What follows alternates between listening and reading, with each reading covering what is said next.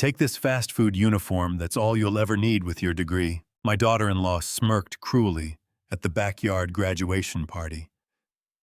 The crowd burst into laughter as my daughter stood frozen, holding the cheap polyester outfit with white knuckles. I calmly checked my phone and smiled.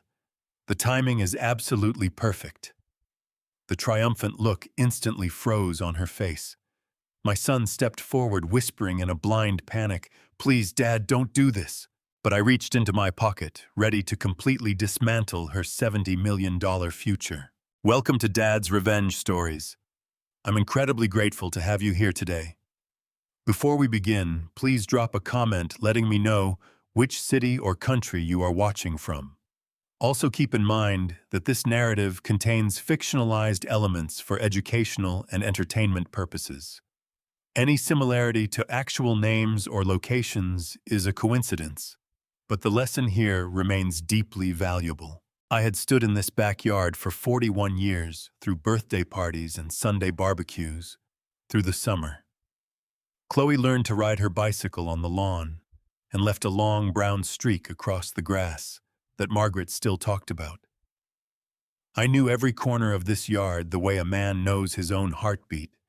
The oak tree near the fence that leaned slightly left, the rose bushes Eleanor planted the spring, before she passed the worn patch of grass near the gate, where the grandchildren always ended up, no matter where the adults tried to direct them. Today, someone had covered it all with white linen tablecloths. Caterers moved between the tables with practiced efficiency, setting out silver trays of food that smelled better than anything I could have arranged on my own. My neighbor Carol Harmon had helped with the flowers, pale yellow and white, Chloe's favorites, since she was 7 years old, and they sat in glass vases at the center of every table, catching the afternoon light and throwing it back in small golden pieces. It looked perfect. That was what unsettled me. "Dad." Chloe appeared at my elbow, still wearing her graduation gown, over the blue dress she'd bought 3 weeks ago, and shown me 4 separate times to make sure I approved. The mortarboard sat slightly crooked on her head, and she hadn't fixed it, which told me she was too happy to care about small things. "Mrs. Harmon is asking if you want the dessert table moved closer to the house. Tell her wherever she thinks is best," I said. "She knows this yard better than the caterers do." Chloe smiled and turned to go, and I watched her move through the gathering crowd with the particular grace of someone who had learned over 4 hard years not to take up too much space. She greeted her cousin Daniel with a quick hug. She paused to answer a question from my old colleague Frank Bauer, nodding at whatever he said, laughing at the right moment. She was performing, I realized. Even today, even at her own celebration, she was performing the version of herself that required the least explanation. That broke something small and quiet inside my chest. I had watched her learn that skill. I knew exactly when she had learned it, and from whom and why. I had told myself, in the way that fathers sometimes lie to themselves, that it was a phase, that things would settle, that families found their equilibrium eventually given enough time and enough dinners and enough holidays spent pretending that everything was fine. I had been wrong about that. Uncle Raymond appeared beside me, a plate of shrimp in one hand and a glass of sweet tea in the other. He was 65 and had the comfortable look of a man who had never spent much time worrying about things he couldn't change. We had grown up together in this town, Raymond and I, and there were decades of shared history between us that made it easy to stand beside each other without talking. "Fine party," he said, surveying the yard with genuine approval. "It is," I agreed. "She looks happy." He nodded toward Chloe, who had moved on to greet the Harmon grandchildren with the same careful warmth she gave everyone. "She looks like she's working very hard at looking happy," I said. Raymond glanced at me sideways. "Arthur?" "I know," I said. "Not today." He went back to his shrimp, and I went back to watching my daughter navigate her own graduation party like it was a minefield someone else had designed. My phone buzzed once in my jacket pocket. I didn't reach for it. I already knew what it said. Margaret had sent me the same update 3 times in the past hour, each one worded slightly differently, but carrying the same essential information. The board was assembled. The deadline was approaching. The $70 million decision that Julian and Beatrice had been waiting 6 months for would be made before the sun went down on this particular Saturday. I had chosen today deliberately. That was something I hadn't told anyone, and something I didn't intend to explain until explanation became necessary. The Harmon grandchildren were chasing each other between the tables now, and one of the caterers was gently redirecting them away from the dessert display. Frank Bauer had found Raymond and was telling him something that made Raymond laugh loudly enough to turn heads. The afternoon was warm without being hot, and the light was the particular gold of late spring in this part of the country, the kind that made everything look slightly better than it was. Chloe caught my eye from across the yard. She raised her eyebrows, a question. Without words, "Are you okay?" I gave her the small nod that meant, "Yes, I'm fine, go enjoy your party." She held my gaze for one extra beat, the way she had since she was a little girl, checking to make sure the answer matched the face giving it. Then she turned away, and I let out a breath I hadn't realized I was holding. At the gate, I heard the latch click. I turned. Julian came through first, straightening his jacket as he walked, doing the thing he always did in crowds where he tried to look like he owned whatever room he'd just entered. He was 35 and had his mother's eyes and my stubbornness, and very little else of either of us as far as I could tell anymore. 2 steps behind him, Beatrice walked into my backyard. She was carrying a gift wrapped in silver paper, with a white ribbon held in both hands, the way you carry something you want people to notice. Her smile was already in place, bright and practiced, and aimed at no one in particular, which meant it was aimed at everyone. She wore a dress that cost more than Chloe's first semester of tuition, and her hair was done in the way that said she had spent the morning at a salon. She looked as she always looked, like she was arriving at an event she had organized herself. My jaw tightened once, and then I released it. Raymond had gone quiet beside me. I heard him set his plate down on the nearest table. "They're here," he said unnecessarily. "Yes," I said, "they are." Across the yard, I watched Chloe's shoulders shift, barely perceptible, the kind of change only a father would notice. She had seen them too. Her chin came up a fraction of an inch, and she turned back to the conversation she'd been having with Frank Bauer's wife, and she did not look at the gate again. That small adjustment, that quiet squaring of my daughter's spine that more than anything that came before or after, was the moment I knew with absolute certainty that today would end differently than every day that had come before it. Beatrice scanned the yard until she found me. Her smile widened, and she raised one hand in a small wave. I looked at the silver-wrapped gift in her arms. The ribbon was white and perfectly tied. She moved through the party the way water moves around stones, effortlessly, deliberately leaving no space unconquered. I watched Beatrice work the yard in the 11 minutes between her arrival and the moment she decided it was time, stopping at each table long enough to be remembered, touching shoulders, laughing at things that may or may not have been funny, making sure that by the time the main event arrived, every eye in the backyard would already be on her. Julian followed 2 steps behind, holding a glass of lemonade he hadn't touched. Chloe was near the rose bushes with her friend Diane, the 2 of them standing close together, the way young women do when they are quietly bracing for something. Diane was Chloe's roommate for 3 of her 4 years at college, a steady and plain-spoken young woman from Ohio who had driven 6 hours to be here today. I had met her twice before and liked her both times.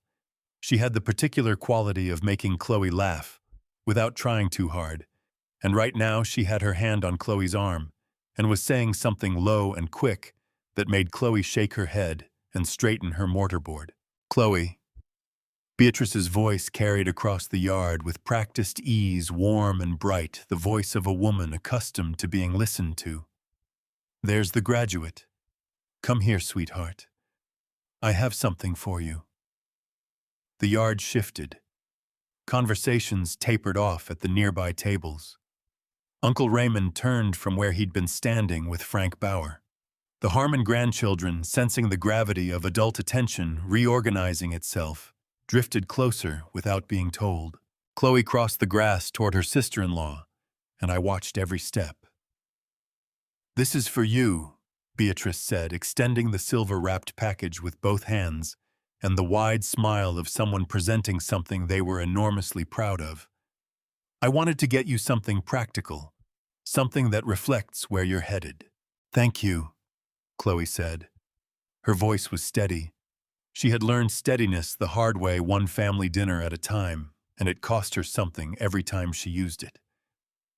I could see that cost in the small tension around her eyes. She pulled the white ribbon loose, folded back the silver paper carefully, the way Eleanor had always taught her, saving the wrapping rather than tearing it. Inside was a cardboard box with a logo on the front, a fast food chain, orange and red, the kind of place you drove through at midnight when nothing else was open. Chloe lifted the lid. Inside, folded with aggressive neatness, was a uniform. Polyester shirt, visored cap, a name tag still in its plastic sleeve. The kind of outfit worn by 16-year-olds saving up for their first car. The silence that followed lasted exactly 3 seconds. Then Beatrice laughed. "It's a server's uniform," she announced, her voice lifting for the back rows, making sure the joke landed everywhere it needed to land. "That's all you're ever going to need, sweetheart. Might as well get a head start, right?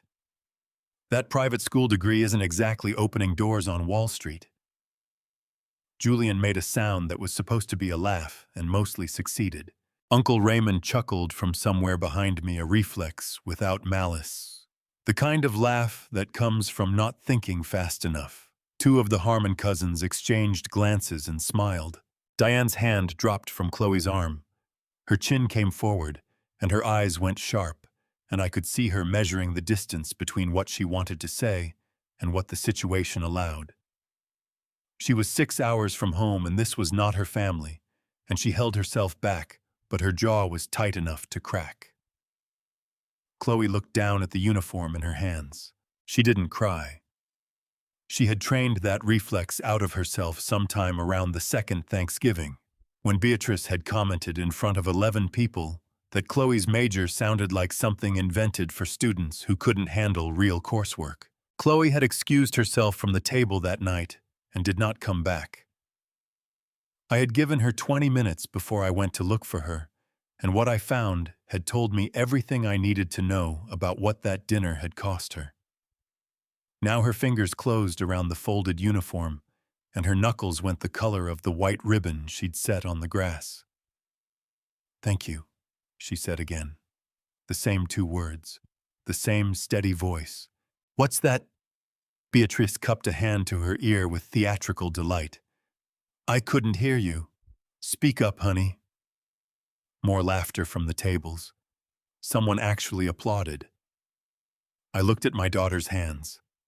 I looked at the name tag still in its plastic sleeve. I looked at Beatrice's face, open and triumphant, drinking, in the attention of people who were laughing, because it was easier than not laughing, because nobody wanted to be the one who killed the joke, because cruelty dressed as humor is the hardest kind to object to in a crowd. My phone buzzed against my ribs.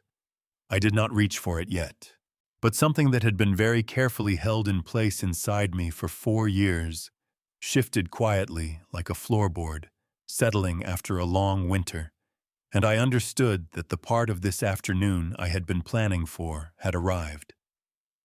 Diane stepped forward and put her arm around Chloe's shoulders, pulling her close with a fierceness that said everything she hadn't been allowed to say out loud. Chloe leaned into her just slightly, just enough. I reached into my jacket pocket and closed my hand around my phone. There is a particular kind of pain that does not announce itself. It does not arrive with a crash or a confrontation. It comes in small installments, so measured and so quiet, that by the time you understand what has been taken from you, the taking has already been going on for years. I had my hand around my phone, and I was standing in my own backyard on a warm Saturday afternoon, and the laughter of people I had known my entire life was still moving through the air around me, and I was thinking about a Tuesday evening in September 4 years ago. Chloe had come home for the first time since starting college. She was 18 and nervous in the way that first-generation students are nervous not about the coursework, never about the coursework, but about whether she belonged in the rooms she was sitting in. We had eaten dinner together, the four of us, Julian and Beatrice joining us, because Beatrice had suggested it, and I had said yes the way I always said yes in those days, before I understood what the invitations were really for. "So how is it?" Julian had asked, passing the bread basket. "College life treating you okay?" "I love it," Chloe had said, and the word love came out of her with a brightness that was entirely unperformed. "My literature professor assigned us 3 novels in the first 2 weeks, and I've already finished all of them. The library stays open until 2 in the morning, and I've been there every night." "That's sweet," Beatrice had said from across the table, with a smile that never moved past her mouth. "Private school for average students is just an expensive mistake, Arthur. You know that, right? She could have gone to state and gotten the same piece of paper for a third of the cost." The breadbasket had stopped moving. Chloe's brightness had not gone out all at once. It had dimmed like a light on a slowly failing circuit, and she had spent the rest of that dinner talking less and eating more carefully, and looking at her plate with the expression of someone recalculating. I had said that night, "Beatrice, I don't think that's a helpful way to frame it." Beatrice had laughed and said she was only being practical, and Julian had nodded and changed the subject, and that was the first time. The first installment. There were many after that. The Christmas when Chloe mentioned a paper she had written on American labor history, a paper that had earned her the highest mark in her seminar, and Beatrice had said without looking up from her phone, "Cute. Too bad history degrees don't pay rent."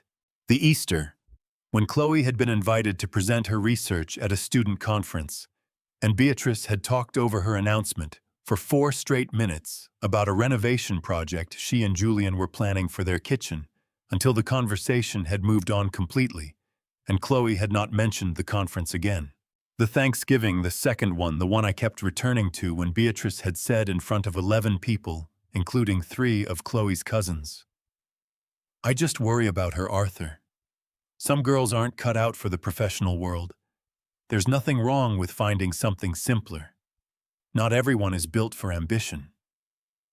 Chloe had excused herself from the table. I had found her in the hallway 20 minutes later, back against the wall, arms crossed over her chest, eyes dry and furious, and somewhere far away. She had looked at me when I came around the corner, and for one moment her expression had broken open, and I had seen everything inside it, the exhaustion, the humiliation, the particular grief of being dismissed by someone in your own home. And then she had put it away again, quickly and completely, the way she had learned to put things away. "I'm fine, Dad," she had said. "Chloe." I said, "I'm fine." Her voice had not wavered. "Don't make it into something. It'll just give her more to talk about." That was the moment I understood what had been happening. Not just at that dinner, but at every dinner, every holiday, every ordinary Tuesday, when Beatrice found a way to sand down whatever Chloe had just built up. It was not careless. It was not thoughtless. It was deliberate, and it was patient, and it had been going on since the very first meal, and I had been calling it friction when the word I should have been using was campaign. I had said, "Why does she do it?" Chloe had looked at me with the tired eyes of someone who had already worked out the answer. "Because she can," she had said, "and because nobody stops her."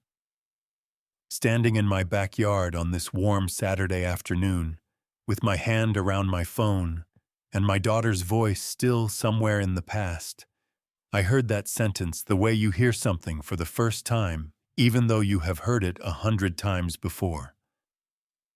Because nobody stops her. My phone buzzed again. Then a second time rapid. Margaret never sent 2 messages in a row unless the timeline had shifted. I pulled the phone from my pocket and looked at the screen. 2 messages. 45 seconds apart. The first board assembled. Full quorum. Awaiting your recommendation. The second deadline confirmed. Decision required by 5 o'clock. It is now 3:22. I looked up from the screen. Across the yard, Beatrice was accepting a glass of wine from one of the caterers and laughing at something my cousin Dennis had said.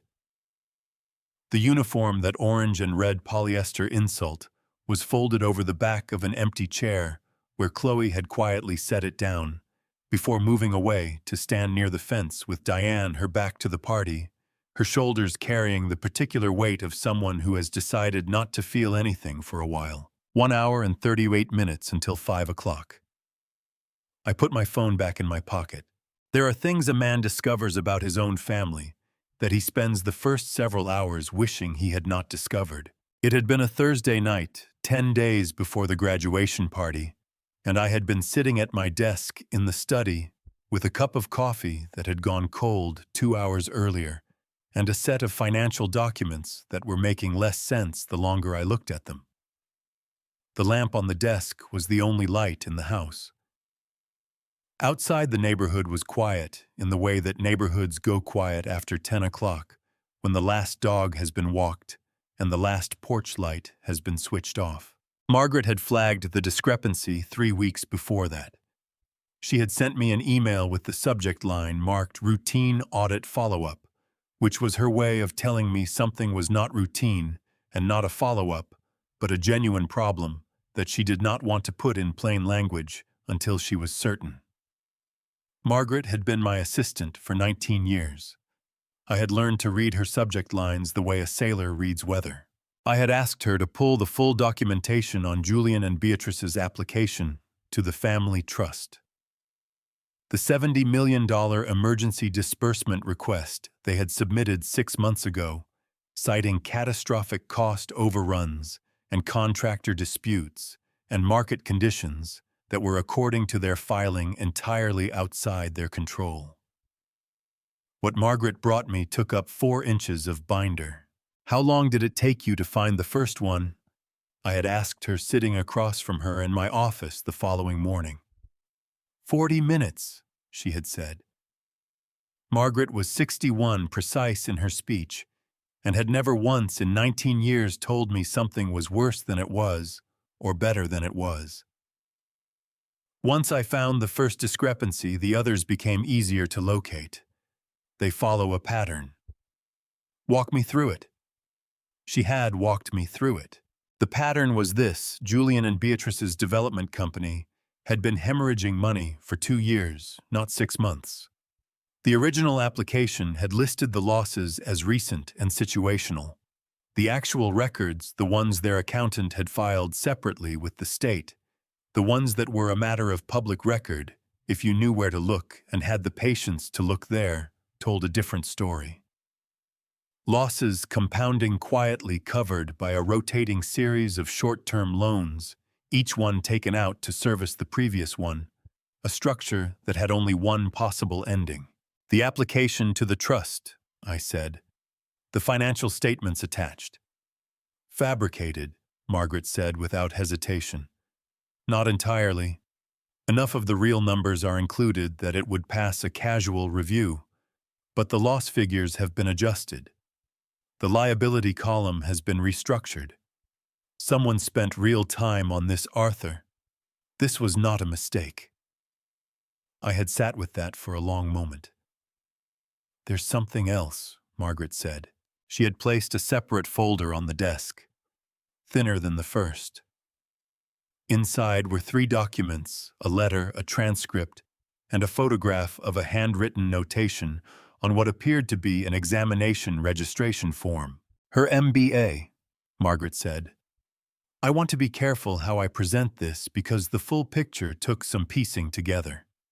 But the short version is that the degree Beatrice lists on every professional document, the credentials she has used to establish herself as the financial mind behind their operation, the institution that issued it has been flagged twice by accreditation review boards for credential irregularities.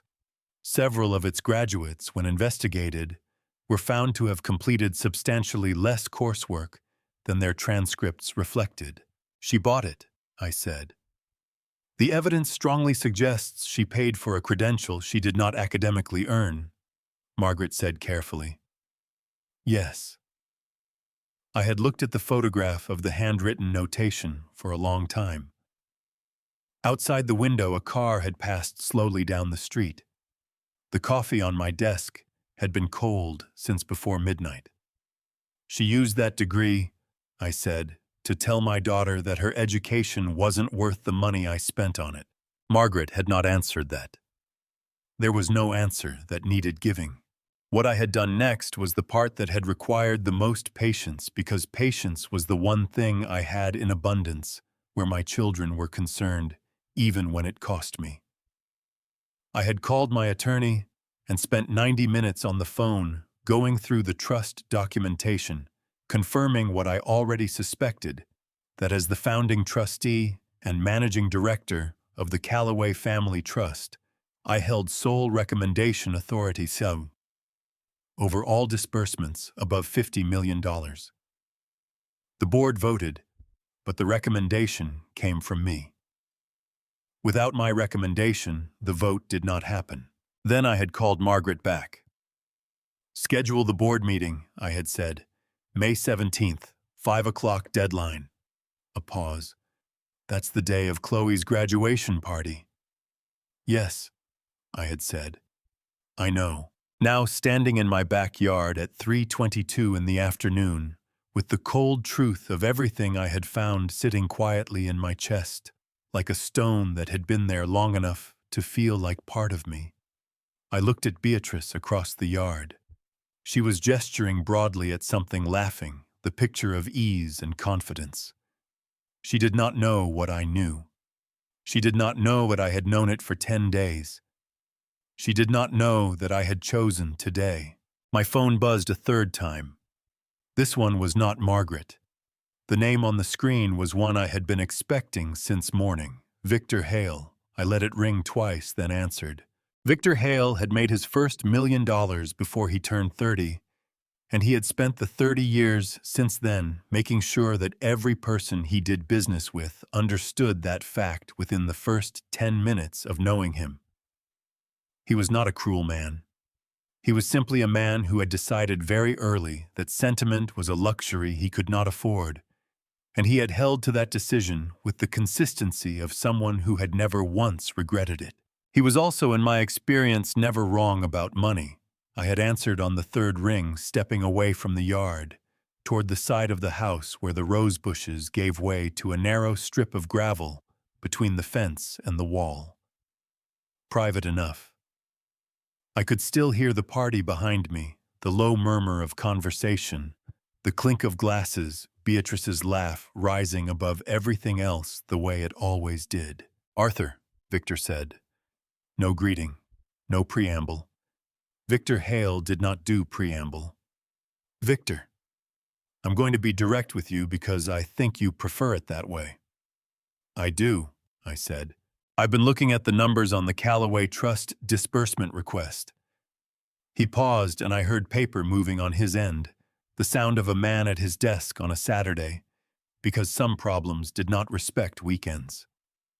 Julian's company, the 70 million. I've been looking at these numbers for the past 3 weeks, and I'm going to tell you something that I suspect you may already know. Tell me anyway, I said.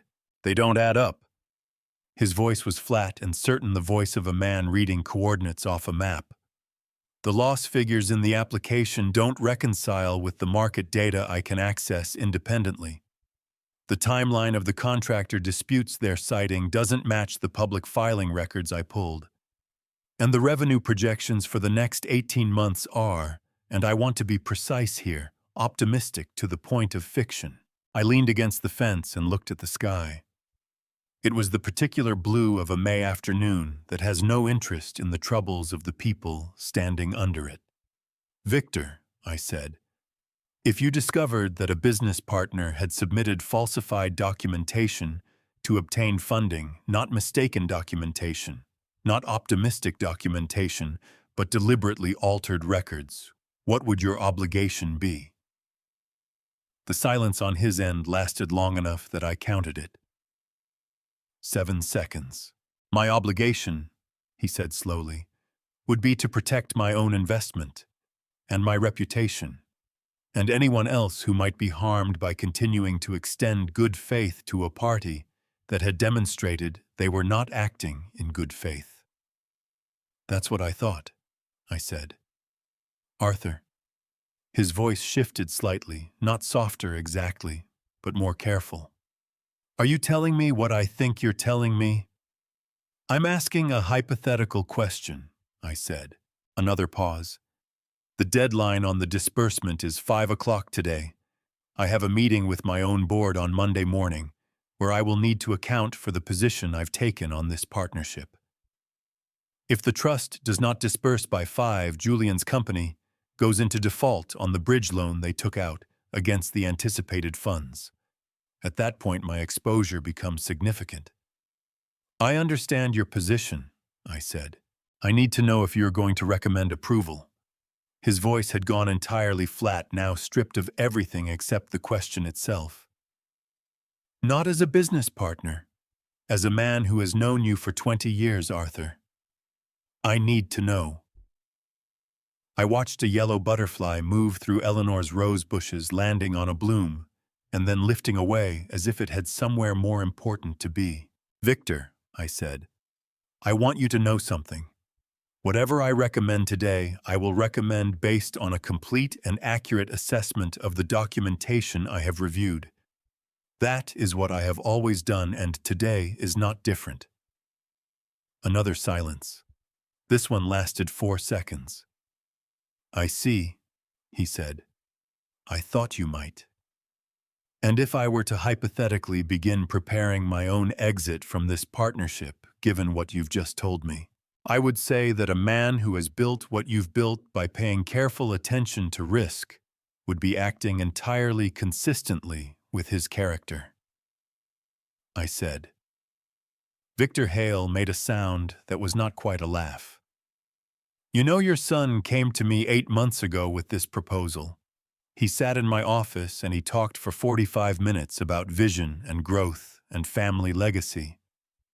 I almost believed him. Julian is very good at believing things that aren't true, I said. He married someone who is very good at making things seem like what they aren't. I'm sorry, Arthur. Genuinely. Don't be, I said. Be ready. When the board meeting concludes this afternoon, things will move quickly. I ended the call and stood for a moment in the narrow strip of gravel between the fence and the house. The party continued on the other side of the rose bushes, a world that did not yet know what was coming. Through the leaves I could see fragments of it, a white tablecloth, the edge of a catering tray. Beatrice's silver-wrapped gift paper still visible on the chair where Chloe had set it down. The gift was still there too, sitting on the back of that empty chair where Chloe had set it down in the middle of my daughter's graduation party, waiting for whatever came next. I straightened my jacket. I walked back around the rose bushes into the yard, and I began moving toward Beatrice with the slow and deliberate certainty of a man who has been patient for a very long time and has decided at last that patience has served its purpose. She had worked the yard in the time I had been gone. That was the first thing I noticed when I came back around the rose bushes. Beatrice had moved through the remaining guests with the efficiency of someone running a campaign, and the campaign was going well. She was standing now near the center table with my cousin Dennis and his wife Patricia, holding a glass of white wine and laughing at something Dennis had said, and from 20 feet away, she looked like exactly what she wanted everyone to see, a successful woman in an expensive dress at a family celebration, Easy in her own skin, generous with her attention, the kind of daughter-in-law that other families envied. I had watched her perform this version of herself for 8 years. I knew every gesture in the repertoire. The way she touched the arm of whoever she was talking to, not warmly but strategically, at the precise moment when the touch would read as warmth to everyone watching. The way she laughed, just a half second after everyone else so that her laugh seemed to be a response rather than a performance. The way she angled her body slightly toward the largest cluster of people in any room, always aware of where the audience was, always making sure the audience was aware of her. 8 years. 12 family Christmases counting the ones before the wedding. 40-something Sunday dinners. 100 ordinary moments in which Beatrice had been present in my home, eating my food, drinking from my glasses, calling me Dad, with a familiarity that I had once found touching and now understood as a form of claim staking. She had called me Dad the first time 3 weeks after she and Julian started dating. I had mentioned it to Eleanor that night. Eleanor was still with us, then still sharp and dry-witted, and not easily fooled, and Eleanor had looked at me over the top of her reading glasses and said, "Arthur, that girl wants something." I had told Eleanor she was being uncharitable. I had been wrong about that too. Julian was near the far end of the yard, standing with Uncle Raymond and Frank Bauer, holding the same glass of lemonade he had been holding since he arrived. He had not touched it. Julian did that when he was anxious, carried a drink as a prop, something to hold on to while his mind was somewhere else entirely. He was nodding at whatever Raymond was saying, but his eyes kept moving, checking the yard in small, sweeping glances that always ended in the same place. On me. Every time Julian's eyes found me, he looked away. Quickly, deliberately, the way you look away from something you are afraid of being caught looking at. He knew something was wrong.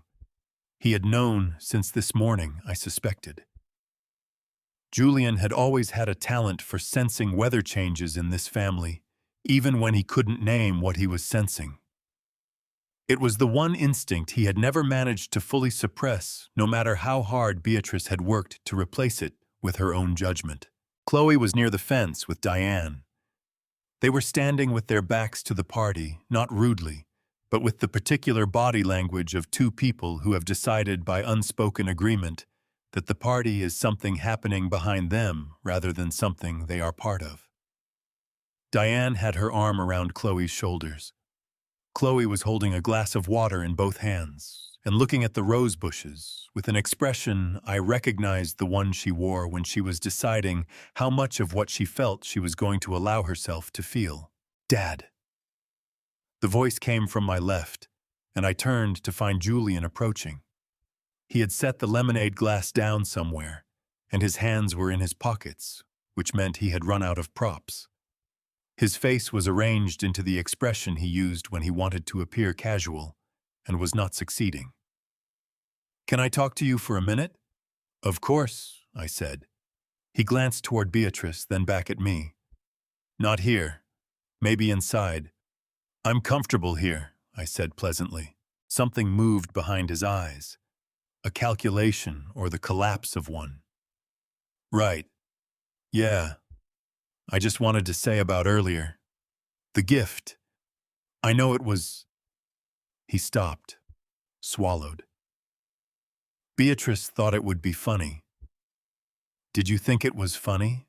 I asked. He looked at me for 3 full seconds before answering. "Dad." "That's not an answer, Julian." His jaw tightened. He glanced toward Beatrice again, and I watched him do the thing he had been doing for 8 years, measure the distance between what he knew was right and what he was willing to say out loud and choose silence. "I just don't want today to turn into something," he said finally. "Chloe's had a big day. Can we let it be a good one?" "That," I said, "is entirely up to your wife." Julian stared at me. The color in his face shifted slightly, the way it shifts in a man who has just heard something confirm a fear he has been carrying for a long time. "Arthur." Beatrice's voice from behind me, bright and warm and carrying. There you are. Come join us. Dennis was just telling the most wonderful story about your father. I turned to look at her. She was smiling at me with the full force of that practiced warmth, her wineglass raised slightly, her head tilted at the precise angle that telegraphed openness and welcome to anyone watching.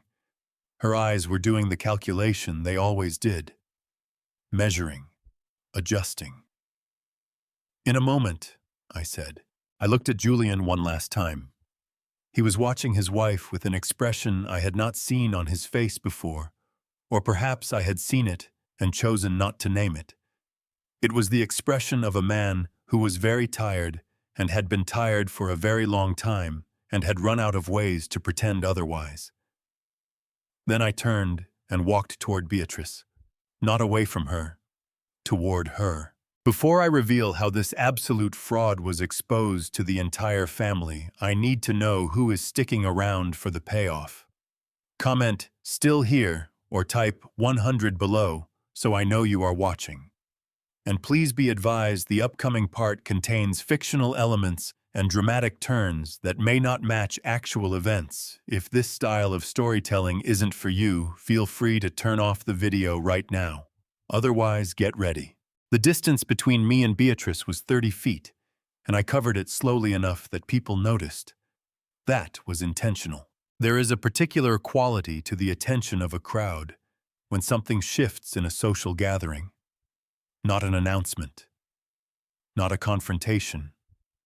Not anything that can be pointed to directly. But a change in the atmospheric pressure of the room that every person present registers in their own nervous system before their conscious mind has named it. I had seen it happen in boardrooms and courtrooms and at family dinners that ended badly. The crowd goes quiet in pieces.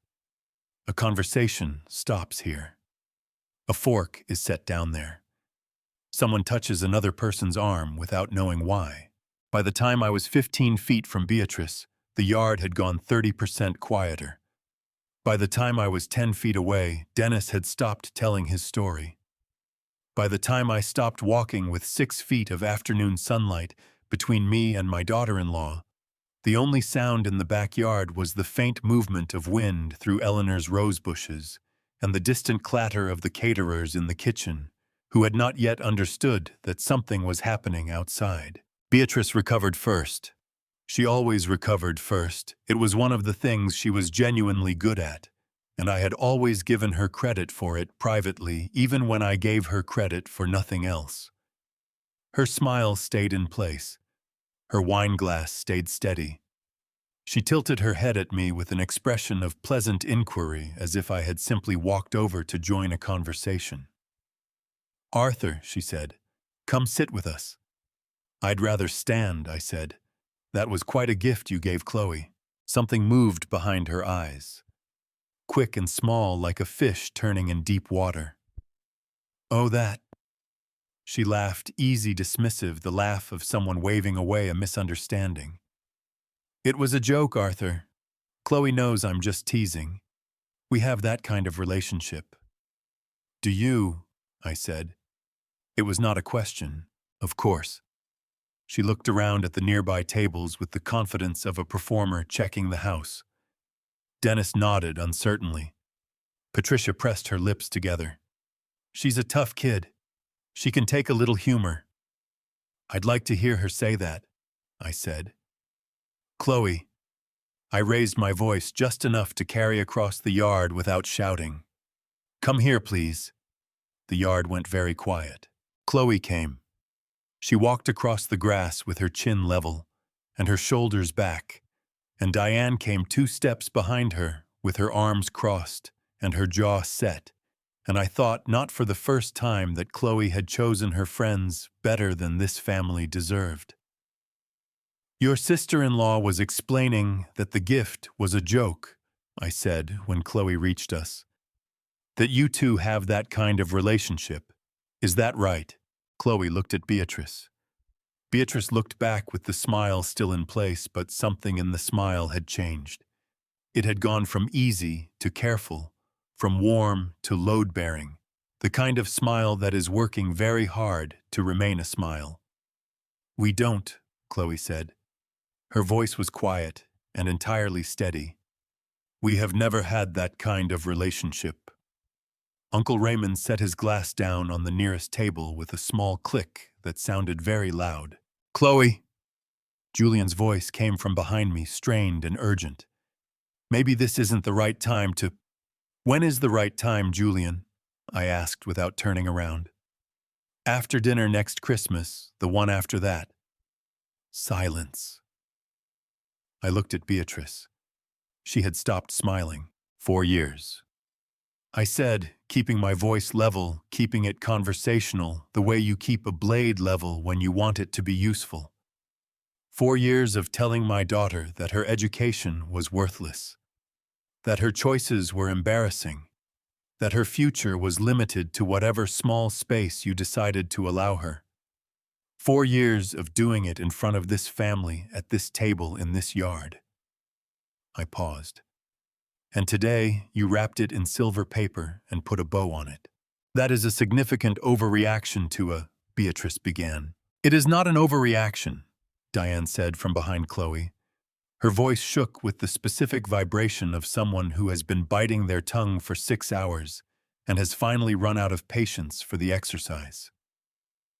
"I have watched you do this to her for 3 years. Every visit. Every phone call she told me about after. Every time she called me crying from the parking lot of whatever family event she'd just left." She stepped forward until she was standing beside Chloe. "She never told her dad because she was trying to protect him. She thought it would hurt him to know how bad it was, so she called me instead." The color left Chloe's face, then came back. Her eyes filled not with tears exactly, but with the pressure of tears being held back by an act of sustained will. "Diane," she said softly. "No." Diane's voice broke on the word and then steadied. "No. Someone has to say it. It was bad, Arthur. It was really bad. And she handled it alone because that's what she does. She handles everything alone and she never complains and she never asks for anything. And today this woman wrapped up 4 years of cruelty in silver paper and called it a joke and your whole family laughed." The yard was completely silent. Beatrice opened her mouth. I reached into my jacket pocket and I took out my phone and I held it so she could see the screen. Her eyes dropped to it. And for the first time all afternoon, Beatrice Calloway was not smiling. The screen showed a single message from Margaret. I tilted the phone so Beatrice could read it. Not so that she would understand everything, not yet, but so that she would understand that there was something to understand and that I was the one holding it. "Board assembled. Full quorum. Awaiting your recommendation on the Callaway Trust disbursement request. Deadline confirmed 5 o'clock. 1 hour and 26 minutes remaining." I watched her read it. I watched the words land one at a time, the way words land when you are reading something your body understands before your mind does. Her eyes moved left to right, then stopped. Then moved back to the words Callaway Trust disbursement request, and stopped again. "What is that?" she said. It was not a question. "That," I said, "is my assistant, reminding me that the board of the Callaway Family Trust is waiting on my recommendation regarding the $70 million emergency disbursement request filed 6 months ago." I put the phone back in my pocket with the same deliberateness with which I had taken it out. "The request filed by you and Julian." The silence that followed was of a different quality than the ones before it. The previous silences had been social, the held breath of people watching something uncomfortable unfold at a party. This silence was something else. This was the silence of people who had just realized they were watching something that had very little to do with a party. Julian made a sound behind me, a sharp intake of breath quickly controlled. I heard his shoes on the grass as he stepped forward, then stopped. "Arthur." His voice was tight with the specific tension of a man trying to sound calm and failing at it. "This is not the place for this. You brought business to this party the moment you walked through that gate," I said without turning around. "That gift was a business decision, Julian. Everything Beatrice does is a business decision. I've simply decided to respond in kind." "You're being dramatic," Beatrice said. Her voice had recovered some of its steadiness, but it was the steadiness of someone gripping something very hard to keep from dropping it. "A joke at a party and a trust disbursement are not related in any way." "They are related," I said, "by the question of character." I looked at her steadily, the way I had learned to look at people across negotiating tables when I wanted them to understand that I was not going to be moved. When I evaluate a disbursement request, any disbursement request, regardless of the amount, I assess three things: the financial documentation, the business case, and the character of the people making the request. I paused. "I have been assessing your character for 8 years, Beatrice. Today has been informative." The color in her face had gone through 3 changes in the past 30 seconds. First pale, then flushed, then a careful neutral that was costing her visible effort to maintain. "You cannot tie a personal disagreement to a fiduciary decision," she said. "That's not legal. That's not how trusts work." "You're right that it wouldn't be legal to deny a disbursement based on a personal disagreement," I said, "which is why I won't be doing that." I reached into my jacket pocket again, not for the phone this time, but for the folded document I had placed there this morning before the caterers arrived, before the guests began pulling into the driveway, before any of this had started. I unfolded it slowly. "I'll be denying it based on this." I held it out to her. She did not take it. So I held it at an angle where she could read the header without touching it. "Callaway Family Trust Internal Audit Report.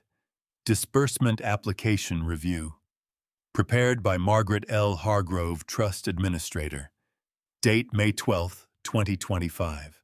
An internal audit," I said, "conducted in accordance with Section 14 of the Trust Charter, which grants the managing trustee the authority to commission independent review of any disbursement application above $50 million. I folded the document and put it back in my pocket. "The audit identified material discrepancies between the financial statements submitted with your application and independently verifiable public records. In plain language, the numbers you gave us don't match the numbers that exist." Beatrice stared at me. Raymond had gone completely still at the table behind her. Dennis and Patricia had stopped pretending to be interested in their food. Chloe stood 6 feet to my left with Diane's hand on her arm, watching her sister-in-law's face with the expression of someone watching a building they were once afraid of begin to come apart at the foundation. "I want to speak with my attorney," Beatrice said. "That is absolutely your right," I said. "You have 1 hour and 23 minutes before the board meeting concludes." I would make that call quickly. Julian pushed past me and grabbed Beatrice's arm. "B." His voice had dropped to a whisper that was still loud enough to carry. "Listen to me. We need to go inside. Right now. We need to call." "Don't touch me." She pulled her arm free. Her eyes were still on me, and in them I saw something I had not expected to see, not fear exactly, but the particular expression of someone who has been running a very long race and has just realized for the first time that the finish line is not where they thought it was. "Arthur," she said. Her voice had gone quiet. "What do you want?" I looked at my daughter. Chloe was watching me with wide eyes, and both hands pressed flat against her sternum, the way she had stood as a child when she was very nervous and trying not to show it. "I want," I said, "what I have always wanted. The truth, out loud, in front of the people who should have heard it years ago. The truth, in my experience, does not arrive like thunder. It arrives like the moment after thunder, when the sound has stopped and the air is still vibrating, and every person in the room is holding very still because they understand on some level below language that something has changed and cannot be unchanged. Beatrice understood this.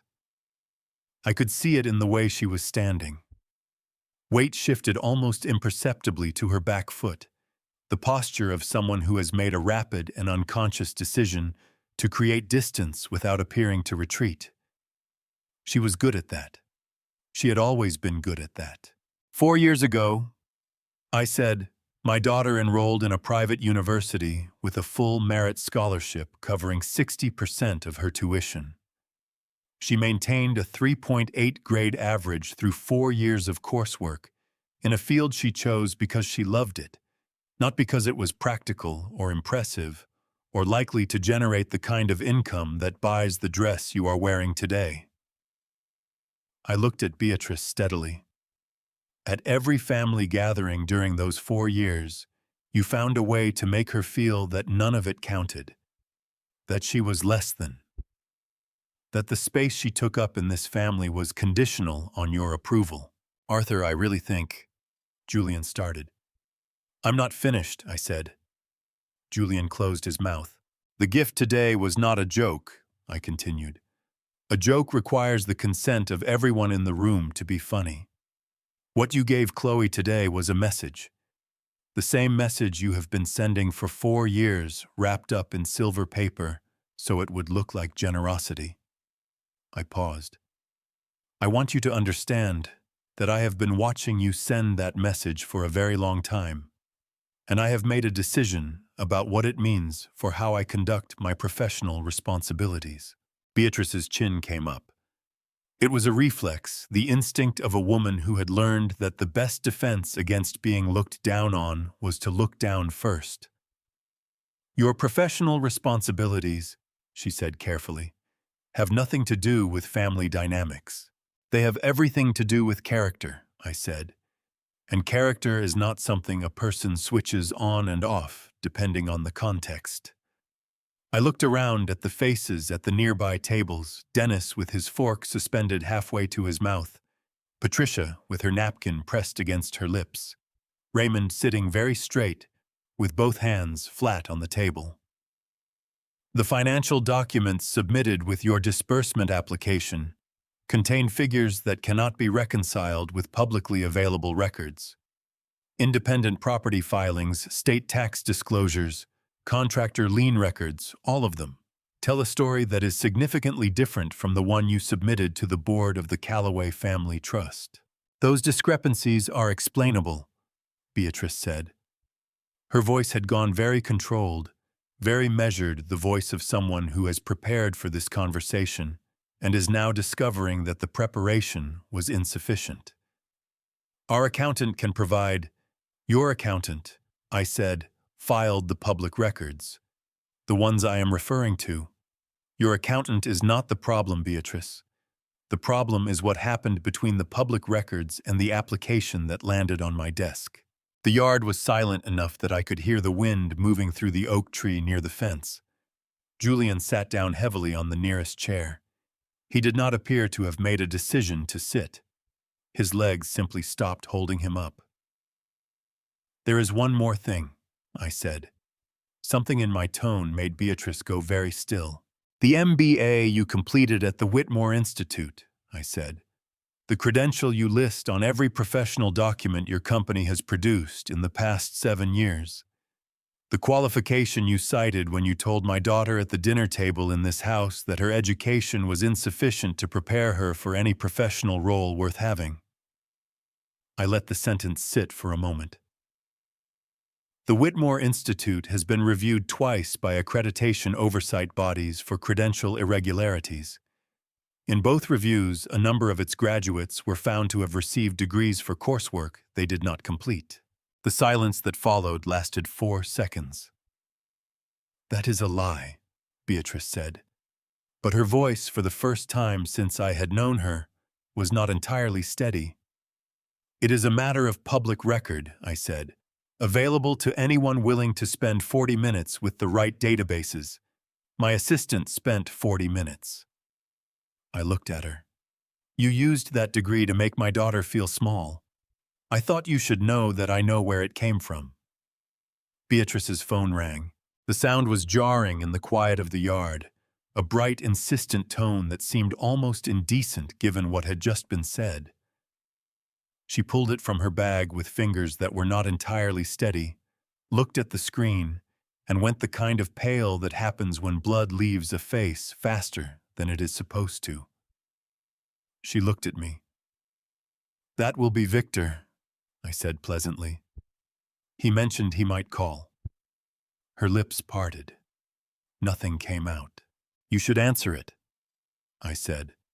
1 hour and 19 minutes remaining. She answered the call and pressed the phone to her ear. I watched her face as Victor Hale said whatever Victor Hale had decided to say. I watched the pale go deeper. I watched her free hand find the back of the nearest chair and grip it, knuckles pressing white against the wrought iron. "Victor," she said. "Victor, just listen." But Victor Hale, in my experience, was not a man who listened when he had already made up his mind. He spoke for approximately 45 seconds. Then he stopped. Beatrice lowered the phone from her ear and held it against her side, and she stood in my backyard in her expensive dress, with her perfectly arranged hair, and she looked for the first time in 8 years like someone who did not know what to do next. Behind me, I heard Raymond exhale. I had not expected Raymond to be the one who moved first. In 65 years of knowing my brother, I had watched him navigate family conflict, the way a man navigates a flooded street, carefully along the edges, always making sure there was a clear path back to dry ground. Raymond had opinions. He had always had opinions. But he had learned somewhere in the long middle section of his life that opinions were expensive things to spend in public, and he had grown conservative with them, the way some men grow conservative with money. So when he pushed his chair back from the table, the sound of the legs scraping against the flagstone was loud enough to make 3 separate conversations stop. He stood up slowly. He was a big man, Raymond, broad across the shoulders, in the way that men of our father's generation often were built for physical work, even when the work had long since changed. His hands were shaking. I noticed that before anything else. Not trembling, shaking with the specific vibration of something that has been held still for a very long time and has finally been released. "I have to say something," Raymond said. His voice was rough in a way it had not been all afternoon. Beatrice turned to look at him. Julian looked up from the chair where he had been sitting with his elbows on his knees and his face in his hands. "Raymond." Beatrice's voice had recovered some of its authority. "Whatever you think you need to say right now, I promise you it can wait." "It has waited," Raymond said. "It has waited for 2 years and 4 months, and I am done waiting." The number landed with the precision of something that had been counted and recounted many times in private. 2 years and 4 months. I looked at my brother. He was looking at Chloe. Chloe had gone very still. Not the practiced stillness she wore as armor, this was something different. This was the stillness of a person who senses they are about to hear something that will rearrange the furniture of their understanding. "I was at the house for Thanksgiving," Raymond said. He was still looking at Chloe, and his voice had the quality of a man making a confession rather than an accusation. 2 years ago. The one where your dad left early with a headache, Arthur. You remember?" "I remember," I said. "I came back for my coat. I'd left it in the front hall." He stopped, cleared his throat. His jaw was working in the way that jaws work when a man is deciding in real time whether he is brave enough to say what he has decided to say. Beatrice and Julian were in the kitchen. They didn't hear me come back in. The door was half open. Beatrice took 1 step forward. "Raymond, I'm asking you very seriously to stop," she said. Raymond's voice broke on the second word. He pressed his lips together, looked at the sky for a moment, then looked back at Chloe. She said the old man is not going to be around forever. We just have to be patient. The words fell into the silence of the yard like stones into still water. Chloe's hand came up to her mouth. Diane stepped forward and put both arms around her from behind, and Chloe leaned back into her, and I watched my daughter's shoulders begin to shake with the force of something she had been holding in a very long time. "That's not," Beatrice started. "I heard you," Raymond said. His voice had steadied. The shaking in his hands had not. "I heard you say it." Julian laughed. Not a real laugh, the kind of laugh a man makes when he is uncomfortable but doesn't know how to be uncomfortable out loud. He looked at Julian. "You know the laugh I mean." Julian had his face in his hands again. He did not lift it. "I went home that night," Raymond continued, "and I told myself it was just frustration talking, that people say things in private they don't mean, that it wasn't my business." He stopped. "I told myself that every time after, every dinner I sat at, every time I laughed at something I should not have laughed at." His voice dropped, "Including today." He looked at Chloe directly. "I am sorry," he said. "I am sorry I laughed this afternoon, and I am sorry I laughed all the other times, and I am most sorry that I stood in that hallway 2 years ago and made a decision that was easier for me than it was fair to you. You deserved someone to say something a long time before today. I should have been that person." Chloe lowered her hand from her mouth. Her eyes were wet, and her chin was unsteady, but when she spoke, her voice was clear. "Why didn't you?" she asked. Not with anger, with the genuine and exhausted curiosity of someone who has spent a very long time trying to understand why the people who should have helped her didn't. Raymond absorbed the question. He did not try to answer it quickly, and I respected him for that. "Because it was easier not to," he said finally, "and I am ashamed of that. I am very ashamed of that." Beatrice made a sharp sound, half laugh, half something, with no name, and said, "This is extraordinary. This is genuinely extraordinary. You are all—" "Beatrice." Chloe's voice cut across hers. Beatrice stopped. Chloe stepped away from Diane and turned to face her sister-in-law directly for the first time all afternoon. Her eyes were still wet. Her chin was still unsteady. But her voice, when it came, had the quiet and absolute authority of someone who has decided they are done being managed. "Did you say that about my father?" The yard held its breath. Beatrice opened her mouth, closed it, opened it again. Nothing came out. The answer came from the wrong direction, not from Beatrice, who was standing with her mouth open and nothing coming out of it. Not from the gathered family who had gone so still they might have been a photograph of themselves. The answer came from behind me, from the chair where Julian had been sitting with his face in his hands, and it came in the form of a sound I had not heard from my son since he was 9 years old and had broken the kitchen window with a baseball and could not decide whether to run or confess. He was crying, not quietly, not with the restrained dignity that men of a certain upbringing perform when they feel they are permitted to show grief.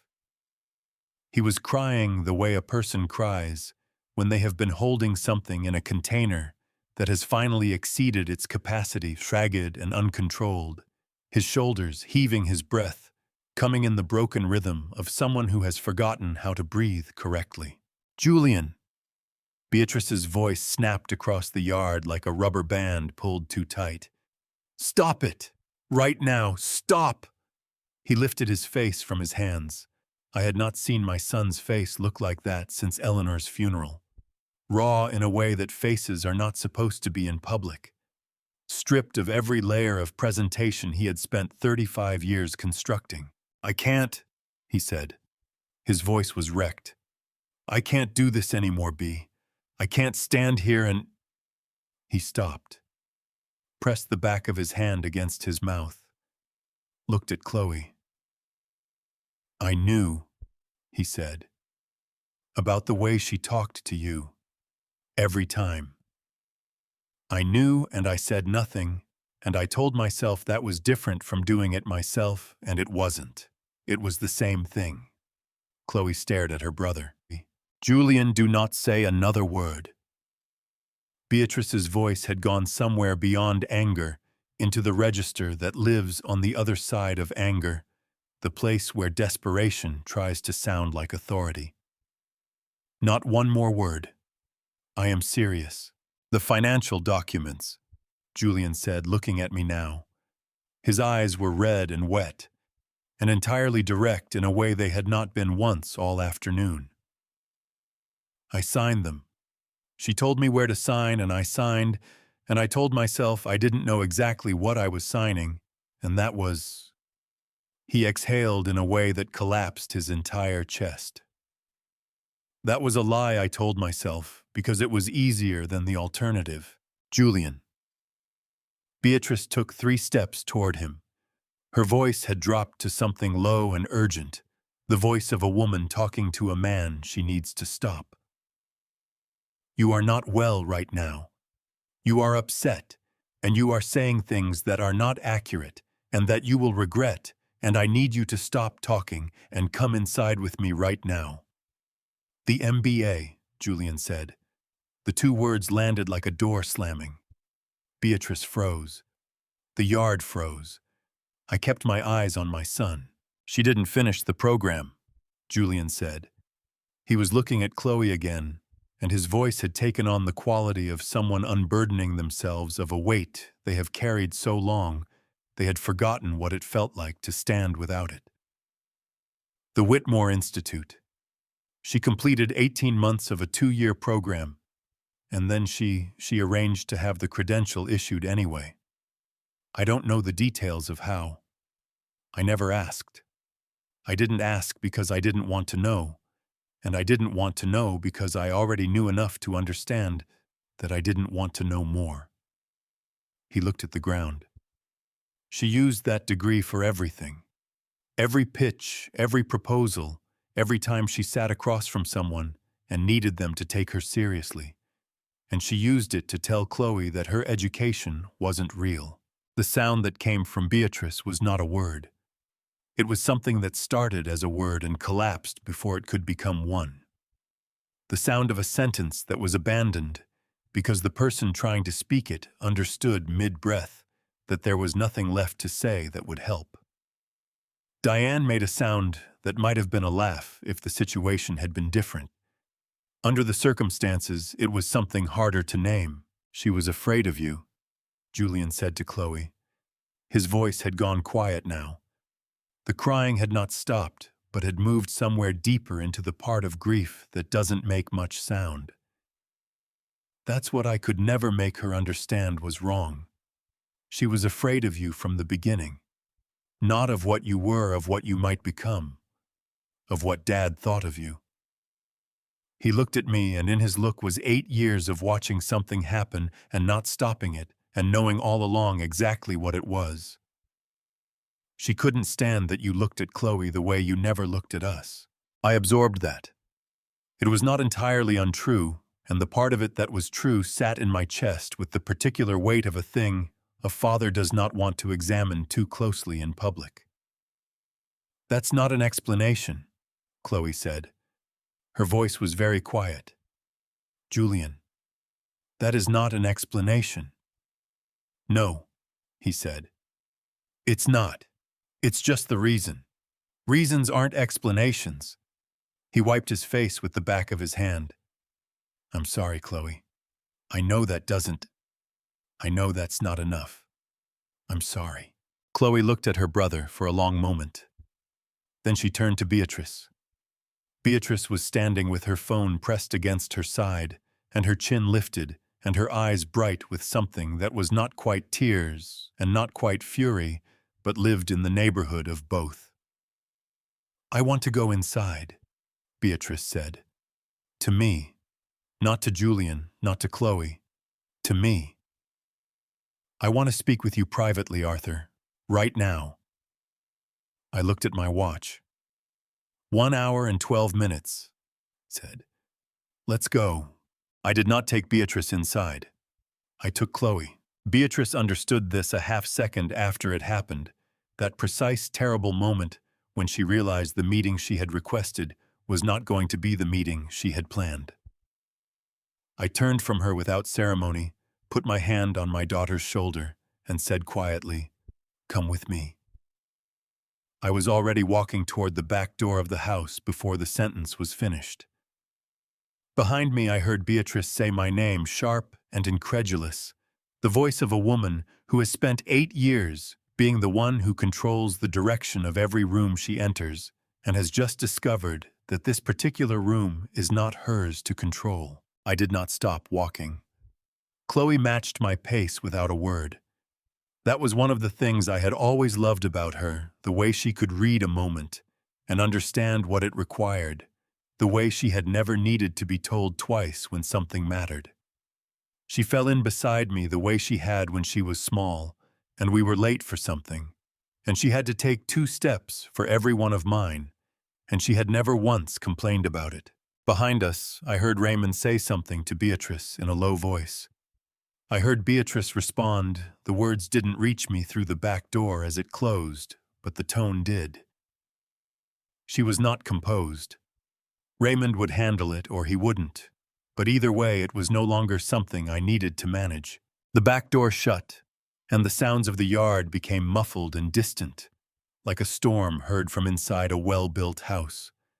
The kitchen was cool and dim after the afternoon brightness outside, and for a moment we both stood still in it, adjusting. The smell of the house coffee from this morning, something faintly floral from Eleanor's candles, that I still kept in the same cabinet she had always kept them settled around us, like something familiar, reclaiming its territory. I led the way down the hallway. The study was at the end of it, past the photographs Eleanor had arranged on the wall in the years before she got sick. I had never moved them.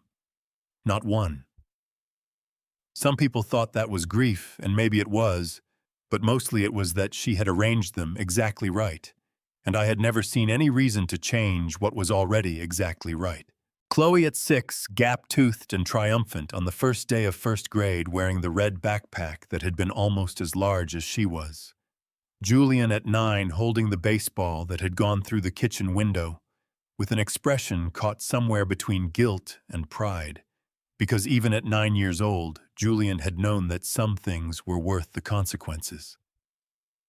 The 2 of them at the beach the summer before Julian started high school, squinting into the sun, with their arms around each other, in the uncomplicated way that siblings hold each other before the world gets complicated. Chloe stopped at that photograph. She stood in front of it for a long moment, not speaking. I waited. "I miss him," she said finally. Not bitterly, not with the weight of accusation. Just as a statement of fact, the way you might observe that the weather had changed something true that you say aloud, not because saying it will fix anything, but because it needs to exist somewhere outside your own head. "I know," I said. "He's still in there somewhere. Today proved that." She looked at me with the particular expression she had always worn when she was deciding whether she believed something. "Did it?" "He stopped," I said. "When it mattered, when it cost him something real, he stopped." I paused. "That is not nothing, Chloe. I am not asking you to decide what it means right now. I am only telling you that it is not nothing." She considered that for a long moment, her eyes still on the photograph. Then she nodded small private and followed me into the study. I closed the door. The study was the room in the house that was most completely mine, the way certain rooms in certain houses belong entirely to one person, and everyone who enters them understands this without being told. Bookshelves on 3 walls, floor to ceiling. The desk Eleanor had given me for our 20th anniversary, solid oak, the surface worn to a particular smoothness by 28 years of use. the lamp that threw a warm circle of light over everything and made the room feel at any hour like late evening. I went to the desk. The bottom left drawer had a lock I had installed 17 years ago when Julian was a teenager, with a talent for finding things that were none of his business. The key lived on my watch chain, the one Chloe had given me for my 60th birthday, the one she had saved for by tutoring underclassmen for an entire semester, and had presented in a small blue box with a card that said in her careful handwriting, "For everything you carry. Keep it close." I had kept it close. I unlocked the drawer and took out the folder. Buff-colored, unmarked on the outside. The kind of folder that gives nothing away until you open it, which was exactly what I had intended when I chose it. I set it on the desk between us. "Sit down, sweetheart," I said. She sat. She folded her hands in her lap, the way she had at the board meeting in Task 13. I did not know that yet, but I would with the quiet deliberateness of someone who has decided to be present for whatever is coming, regardless of what it turns out to be. I opened the folder. 6 months ago, I said, when Julian and Beatrice submitted the disbursement application to the trust, I began a review. Not just of their application, but of everything. The trust assets, the full distribution history, the investment records going back 11 years. I turned the first page toward her. In the course of that review, I found that over a period of approximately 3 years, funds from the trust's secondary investment account had been redirected. Small amounts first, then larger ones. Routed through a series of intermediary accounts and eventually absorbed into the operating capital of Julian and Beatrice's development company. Chloe looked at the page. Her expression was very still. "How much?" "In total, approximately $4.3 million. She absorbed that. I watched her do it, the number landing, the implications of it spreading outward from the landing point, the way ripples spread on still water. Her jaw tightened slightly and then released. "That account," I said carefully, "belongs under the terms of the original trust instrument equally to you and Julian. Half of what was redirected was yours." "Dad, I have already taken steps to restore it," I said. "The redirected funds have been fully traced and documented. The equivalent amount has been transferred from the trust's primary account, which I control as managing trustee, into a separate instrument established in your name alone. It is called a certificate of beneficial interest. It is yours outright, not subject to any claims from the trust, or from Julian, or from anyone else." I paused. "Your attorney, I engaged Sandra Whitfield on your behalf. You met her at the Bowers Christmas party 2 years ago. She is excellent, she is thorough, and she has been working on your behalf for the past 10 days without knowing why until this morning. The paperwork was finalized on May 9th. Chloe was very quiet. She looked at the page in front of her and then looked up at me with an expression I could not entirely read, something between disbelief and a much older, much heavier emotion that I recognized as the particular feeling of discovering that someone had been taking care of you in secret. "There is something else," I said. I turned to the second section of the folder. A thinner set of pages held together with a binder clip, the kind of dry administrative packaging that holds some of the most consequential information a person can discover. 14 years ago, I said, before Julian and Beatrice were engaged, she applied for a graduate program. She needed a co-signer on an educational loan to cover the enrollment deposit and the first semester fees. Her family was not in a position to help. I stopped for a moment, because even now, knowing everything I knew, there was something that sat uncomfortably in what I was about to say, the reminder that I had once done something kind for someone who had used that kindness as a ladder to stand on while she looked down at my daughter. Julian came to me. He asked. I said yes. I co-signed the loan and paid the deposit myself because she was going to be part of this family, and I wanted her to have what she needed to build something worth building. Chloe had gone very still, the particular stillness of someone processing something that is rearranging things inside them. She used the credential from that program, I said, for 14 years. In every professional document, in every pitch, every proposal, every introduction. She built her entire authority, the authority she used to tell investors and partners and contractors that she was qualified to make the financial decisions she was making on a foundation that I helped lay. I closed the folder, and she used it repeatedly to sit at my table and tell my daughter that her education was insufficient, that her choices were embarrassing, that her future was limited. I looked at Chloe steadily. Without my signature on that loan application 14 years ago, she would not have had the degree. She would not have had the credential. She would not have had the platform from which she spent 4 years telling you that yours was worthless. The study held the sentence for a long moment. Outside the window, I could hear the muffled sounds of the yard, fewer voices now. The particular ambient sound of a party that has lost its center and is beginning slowly to understand that it is over. Dad. Chloe's voice was very small and very careful. How long have you known all of this? The financial irregularities about 10 days, I said. The full picture 1 week. I met her eyes. I want you to understand something, and I need you to hear it clearly. I waited because I needed to be certain, not because I was protecting anyone, not because I was giving anyone the benefit of a doubt they had not earned, because I needed every piece of this to be unassailable before I moved, so that when I moved, it would stay moved. I paused, and because I wanted to do it here, today, in front of the people who watched it happen and said nothing for 4 years. Her eyes filled. She did not wipe them immediately.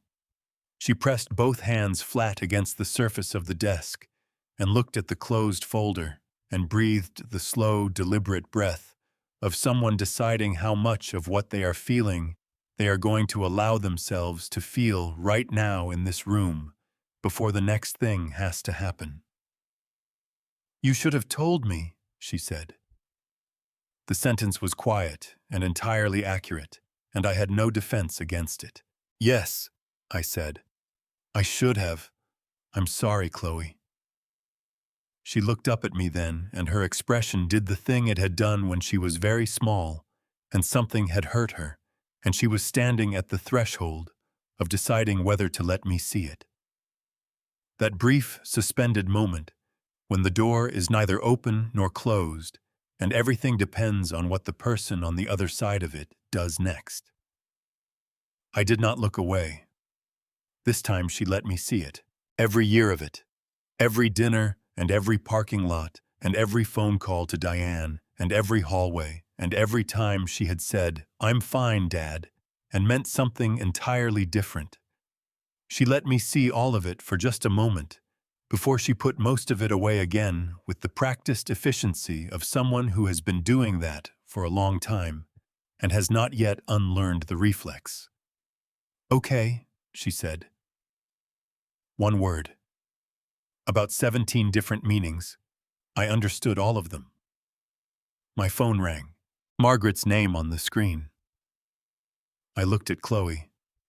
That's the board, I said. She straightened in her chair, wiped her eyes with the back of her hand, one clean motion decisive, set her jaw in the way that was entirely her mother's, the particular set that Eleanor had used when she had made a decision and was not going to unmake it. Then answer it, she said. I answered on the first ring. Margaret. Arthur. Her voice had the particular quality it took on during consequential moments, not tense because Margaret did not do tense, but compressed the way a good sentence is compressed. Nothing wasted, everything load-bearing. The full board is on the line. 7 members present, quorum confirmed. Chairman Aldridge is chairing. They've reviewed the audit summary I distributed this morning. They're ready for your recommendation. "Put me through," I said. The line clicked, then opened into the particular acoustic of a conference call, that faint hollow quality that comes from 7 people in 7 different locations, all breathing into the same digital space. Arthur, the voice of Gerald Aldridge, 71 years old, chairman of the Callaway Family Trust Board for the past 9 years, a man who had known my father and had the particular gravity of someone who understood that the decisions made in rooms like this one outlasted the people making them. "We appreciate you joining us under these circumstances. I understand today is a family occasion." "It is," I said. "I'll be brief. Take the time you need." I looked at Chloe. She was sitting across the desk from me with her hands folded in her lap, and her eyes on my face, watching me the way she had watched me when she was small, and I was explaining something that mattered with her whole attention. Nothing held back the way children listen before the world teaches them to listen partially. I had not realized until this moment how rarely anyone had looked at me that way in recent years. "The board has reviewed the audit summary prepared by Margaret Hargrove," I said, keeping my voice level and professional. The voice I used in every boardroom I had ever sat in. The voice that had nothing to do with graduation parties or silver-wrapped gifts, or a daughter who had learned to make herself small. "I want to confirm the findings verbally for the record." "Please proceed," Aldridge said. "The disbursement application, submitted by Julian Callaway and Beatrice Callaway on behalf of Callaway Development Partners, requests emergency release of $70 million from the Trust's primary capital reserve. The stated basis is catastrophic operational losses incurred over a 6-month period due to factors outside the applicant's control." I paused. The independent audit commissioned under Section 14 of the Trust Charter found material discrepancies between the financial statements submitted with the application and publicly verifiable records, including state tax filings, contractor lien disclosures, and property registration documents. Specifically, the losses predate the 6-month window cited in the application by approximately 18 months. The liability structure described in the application omits a series of bridge loans totaling approximately $11 million taken out against anticipated trust disbursements that had not yet been approved, and the revenue projections attached to the application rely on contract awards that, per public procurement records, were never finalized. Silence on the line. Not the silence of surprise. The silence of people who have already read the summary and are now hearing it confirmed by the man whose name is on the trust document. In addition, I said, the audit identified a pattern of unauthorized fund transfers from the trust's secondary investment account over a period of approximately 3 years. The transfers total $4.3 million. Documentation of these transfers has been preserved and is available to the board. A voice I didn't recognize, one of the newer board members, a woman named Patricia Ellison, who had joined 2 years ago, said, "Arthur, are you recommending we refer the transfer pattern to outside counsel?" "I am, Soong," I said. "That recommendation is separate from the disbursement question, but yes." "Understood," Aldridge said. "And your recommendation on the disbursement itself?" I looked at the folder on the desk between me and Chloe. I looked at my daughter's face. She was not crying. She was not smiling. She was watching me with the steady, serious attention of someone who understands that they are witnessing something that will not happen again. "Denial," I said. "Full denial. No partial disbursement, no conditional approval, no extension of the review period. The application contains material misrepresentations that, in my assessment as managing trustee, disqualify it from consideration under Section 8 of the Trust Charter, which requires all disbursement applications to be based on accurate and complete financial disclosure." I paused. "I also want to note for the record that this recommendation is based entirely on the documentary findings of the independent audit, and not on any personal relationship between the managing trustee and the applicants. Noted, Aldridge said. A brief exchange on the line, the sound of the board members conferring in the way that boards confer when the recommendation is clear and the deliberation is a formality, rather than a genuine question. Then Aldridge's voice steady and final. The board of the Callaway Family Trust votes unanimously to deny the disbursement application filed by Callaway Development Partners. Denial is effective immediately. Per the terms of the trust charter and the applicant's existing bridge loan agreements, default proceedings on the outstanding bridge loans will be initiated within 72 hours. Margaret, please prepare the formal denial documentation. Already drafted, Margaret said from somewhere on the line. Of course it was. Thank you, Arthur, Aldridge said. We'll follow up on the transfer referral separately. Thank you, Gerald, I said. The line closed. The study was very quiet. Outside the window, I could hear the party, or what remained of it.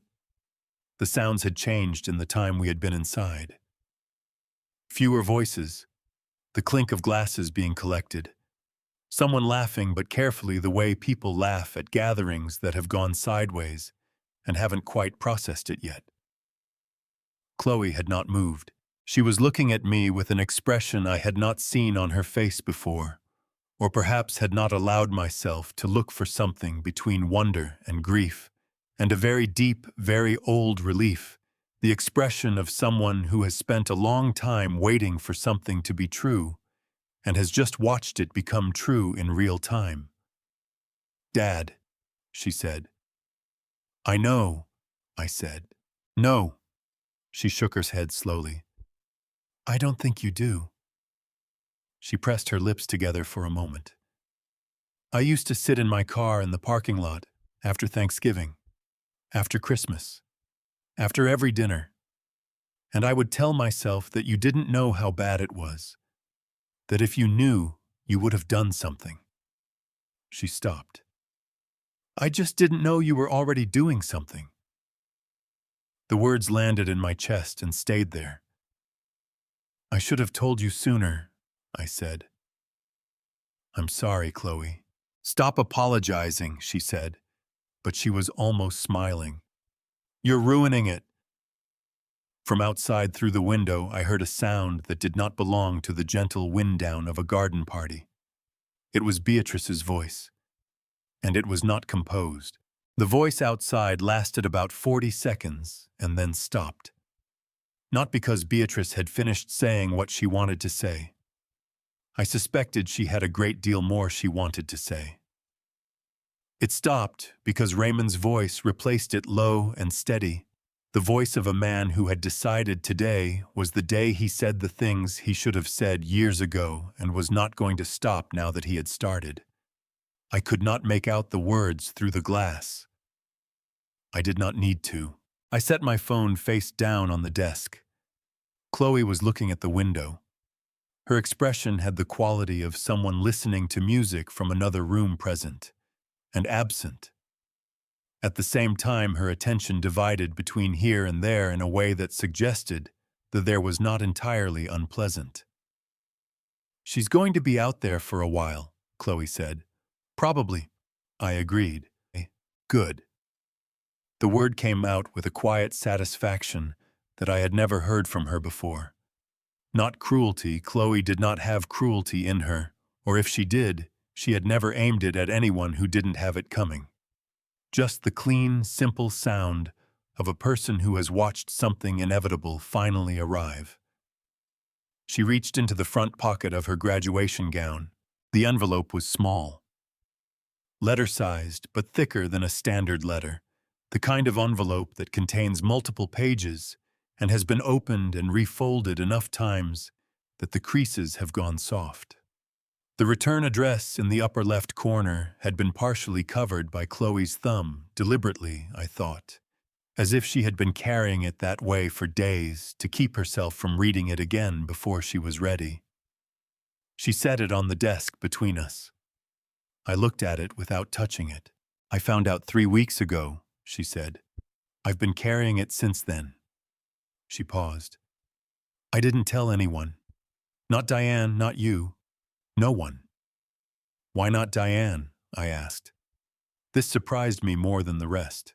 Chloe smiled, and it was the smile of someone who has made a careful decision and is at peace with it. Because Diane would have screamed loud enough to wake the neighborhood, and then I would have had to feel it, and I wasn't ready to feel it yet. She looked at the envelope. I wanted to wait until I knew what it meant. Whether it was real. Is it real? I asked. She looked at me steadily. It's real. I reached across the desk and picked up the envelope. I turned it over.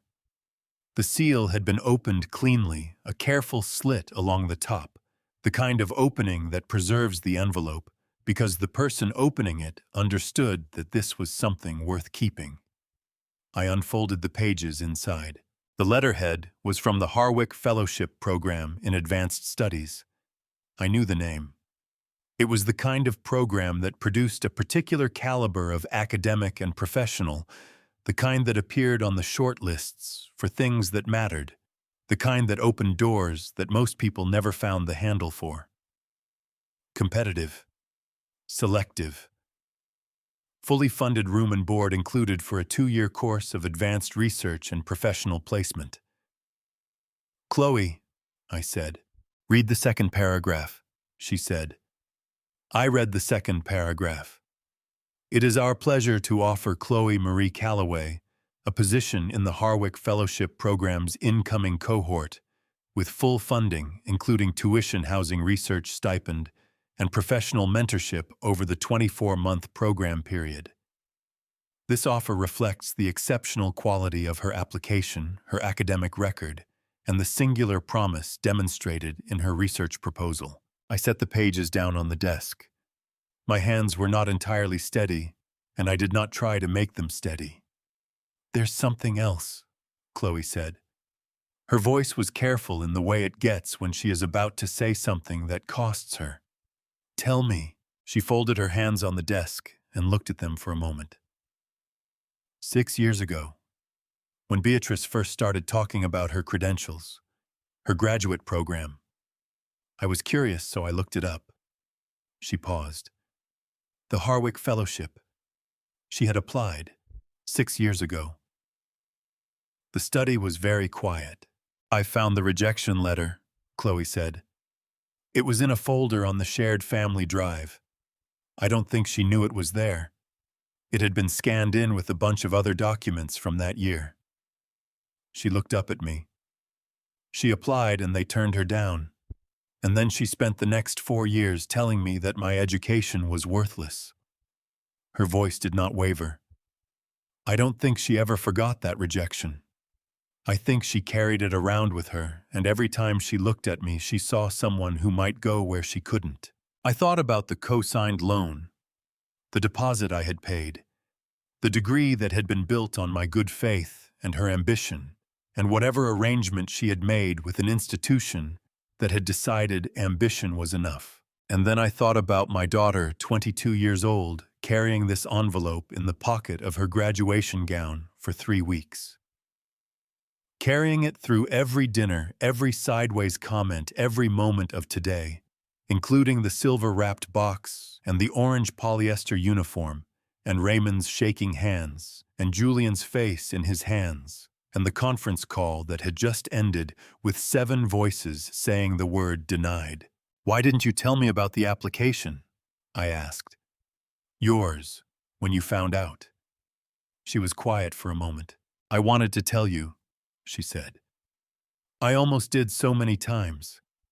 But every time I started to, I thought about what would happen if I told you, and then something went wrong.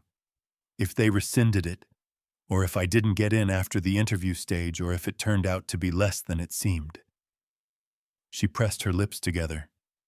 She spent 4 years making me doubt things that were real.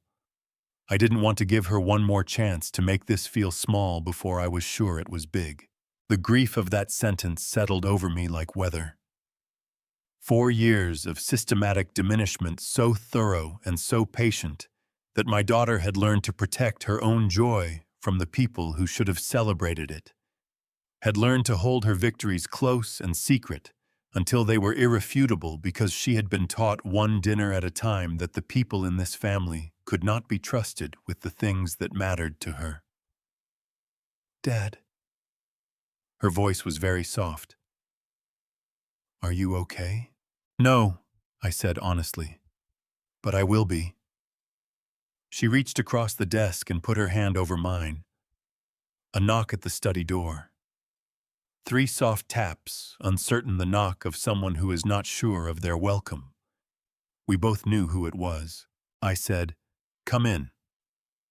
The door opened slowly with the particular caution of someone who has been standing outside it long enough to rehearse several versions of what they plan to say, and has just realized hand on the knob that none of them are adequate. Julian looked the way a man looks when he has been crying in a garden for 20 minutes and has not bothered to do anything about it. His eyes were swollen and red-rimmed. His jacket was gone. He had left it somewhere in the yard, or Beatrice had taken it, or he had simply shed it, the way people shed things when the performance is over and there is nothing left worth performing for. His shirt was untucked on one side.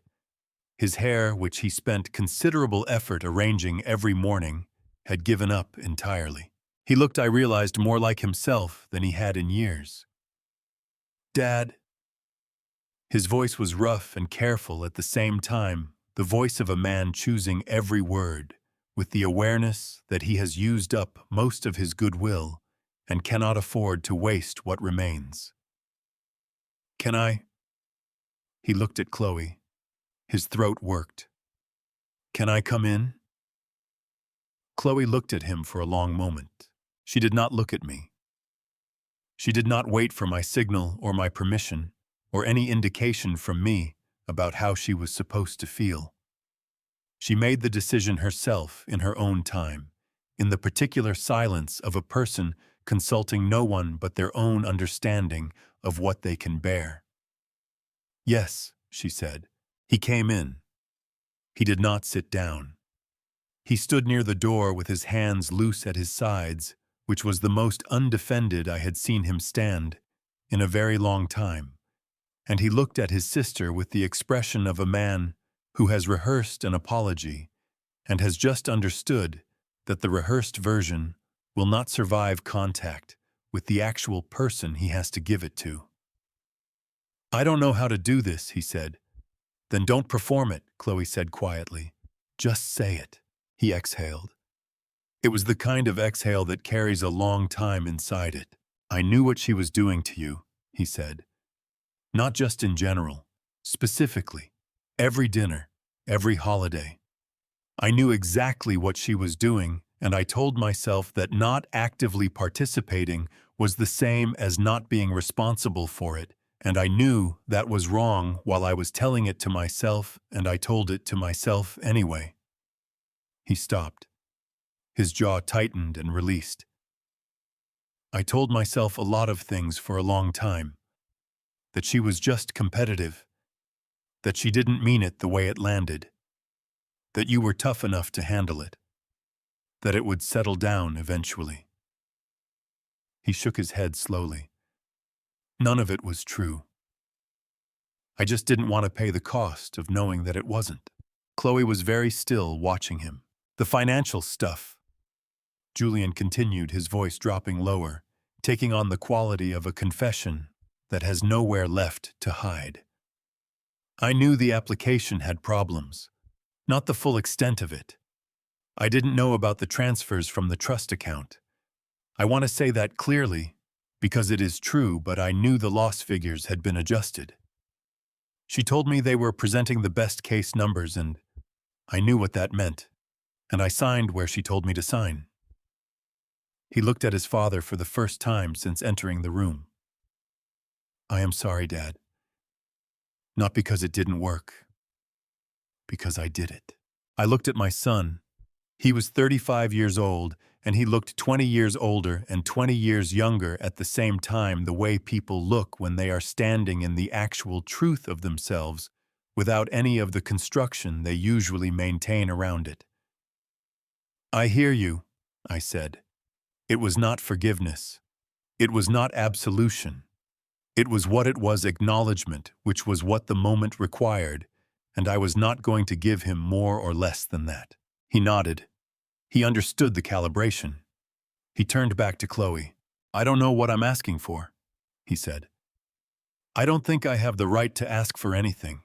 I just—" He stopped. His voice cracked on the next word, and he let it crack, which cost him something, and he did not try to cover it. "I miss my sister.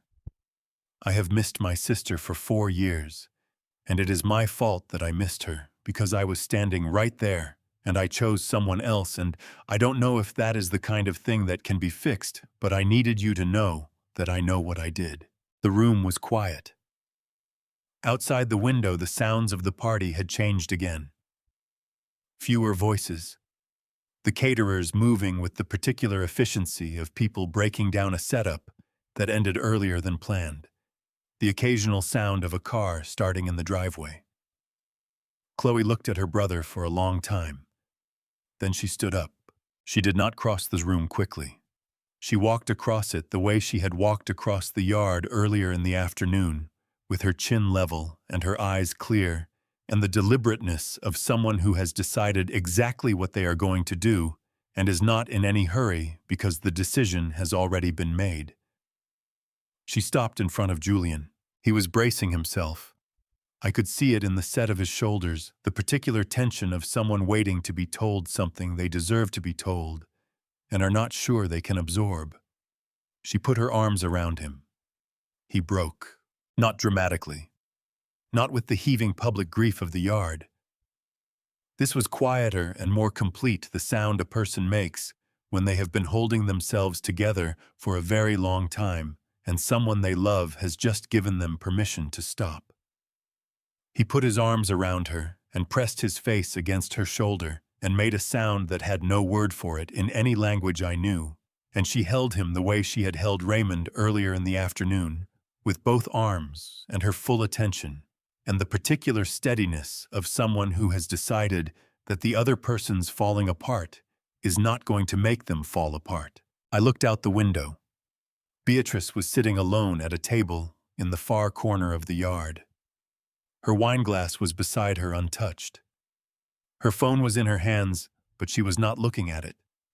She was looking at nothing at the middle distance, at the particular air in front of a person who has run out of moves and is sitting in the fact of it. She looked small. Not small the way Chloe had looked small, carrying a fast food uniform with white knuckles protecting herself from people who should have protected her. Small the way things look small when the architecture that made them seem large has been removed. Julian pulled back from Chloe and wiped his face and looked at her with eyes that were wrecked and grateful and terrified in roughly equal measure. "What do I do now?" he asked. Chloe considered the question with the seriousness it deserved. "You figure out who you are without her making that decision for you," she said. "And then you show me." She paused. "It's going to take a while." "I know," he said. "I know you know," she said.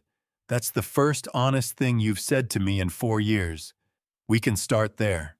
By the time we came back outside, the yard had changed. Not dramatically, no overturned chairs, no broken glass, no visible evidence of the kind of afternoon it had been beyond the particular quality of the quiet that had settled over everything.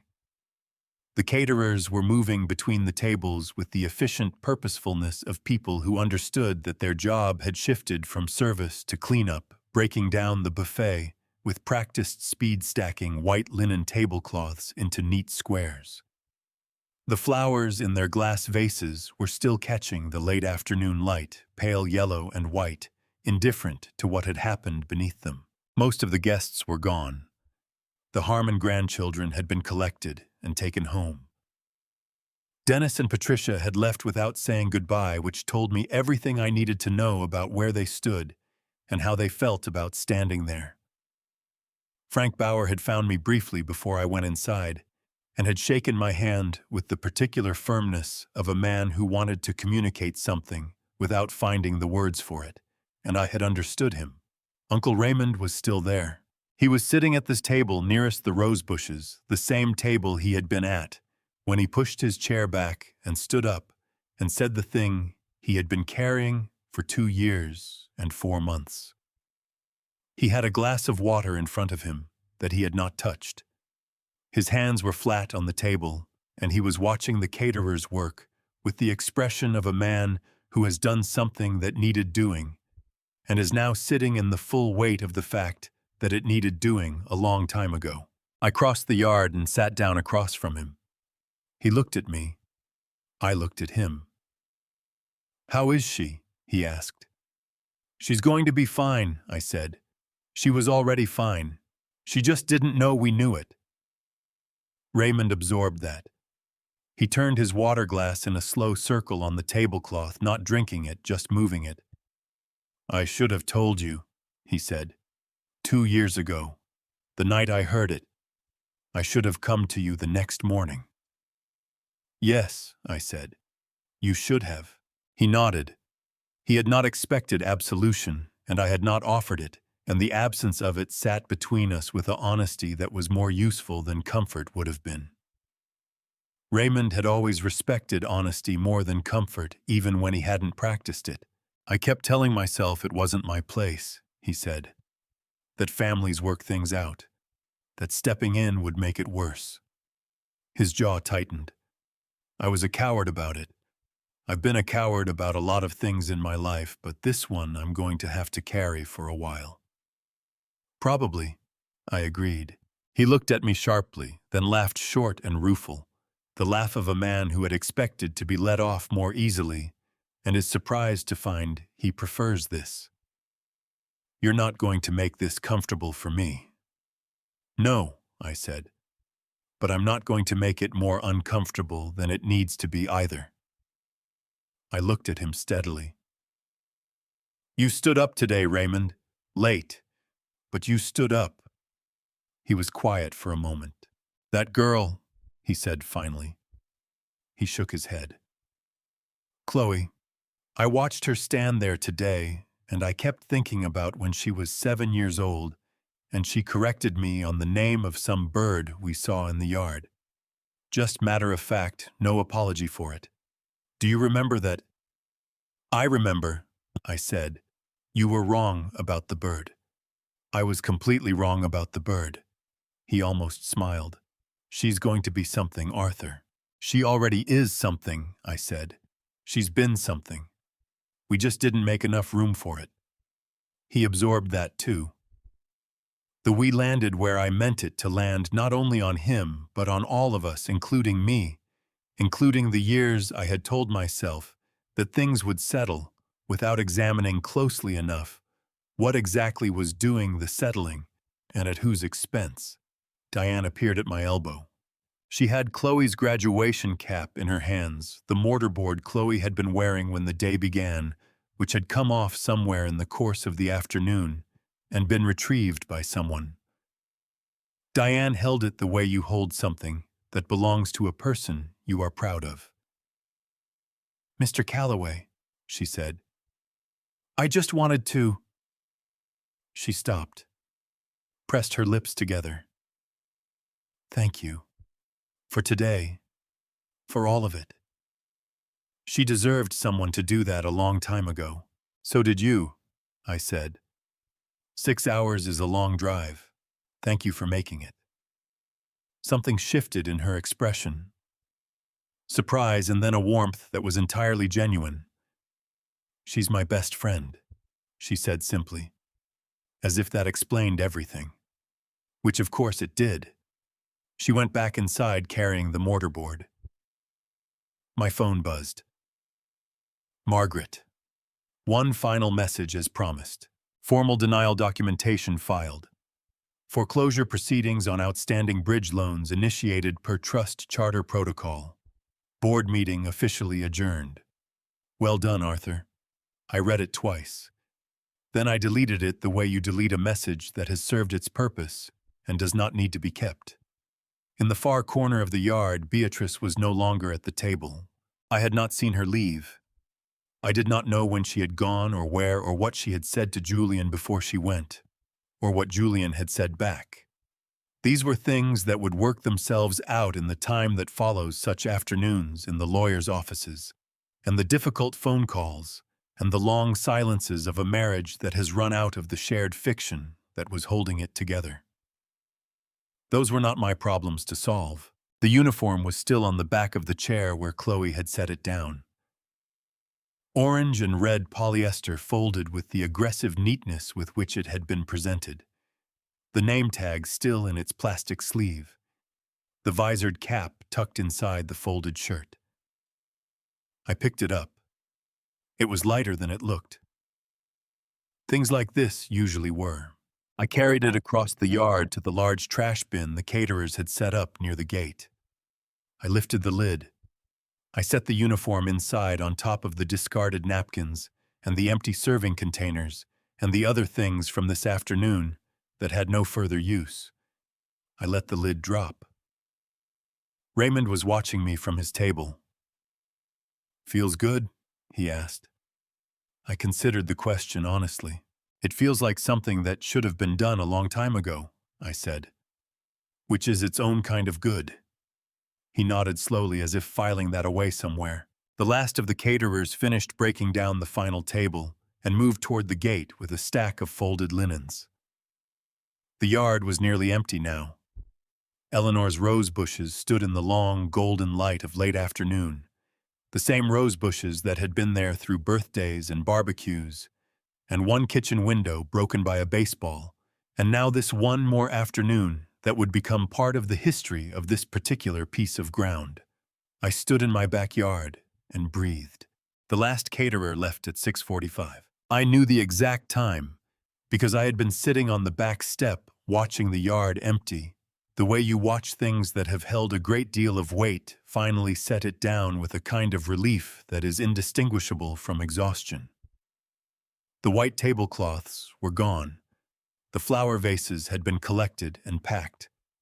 The chairs were stacked near the gate, waiting to be loaded into the rental van that had already pulled away once and would return in the morning for the rest. Eleanor's rose bushes stood in the early evening light, the same as they had always stood, as if the afternoon had been a matter of no particular consequence to them. I went inside. Chloe was in the kitchen.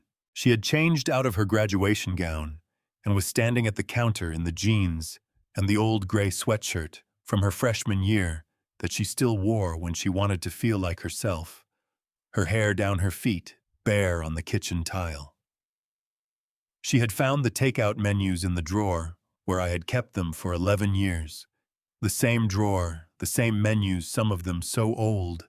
The paper had gone soft along the folds, and she was holding 3 of them in one hand and looking at them with the expression of someone making a decision they want to get exactly right. She looked up when I came in. "Rosario's," she said. "I know it's expensive." "Order whatever you want," I said. She looked at me for a moment, measuring whether I meant it. Then she nodded, pulled out her phone and called in an order that suggested she had been thinking about it that for longer than the 30 seconds she spent looking at the menu.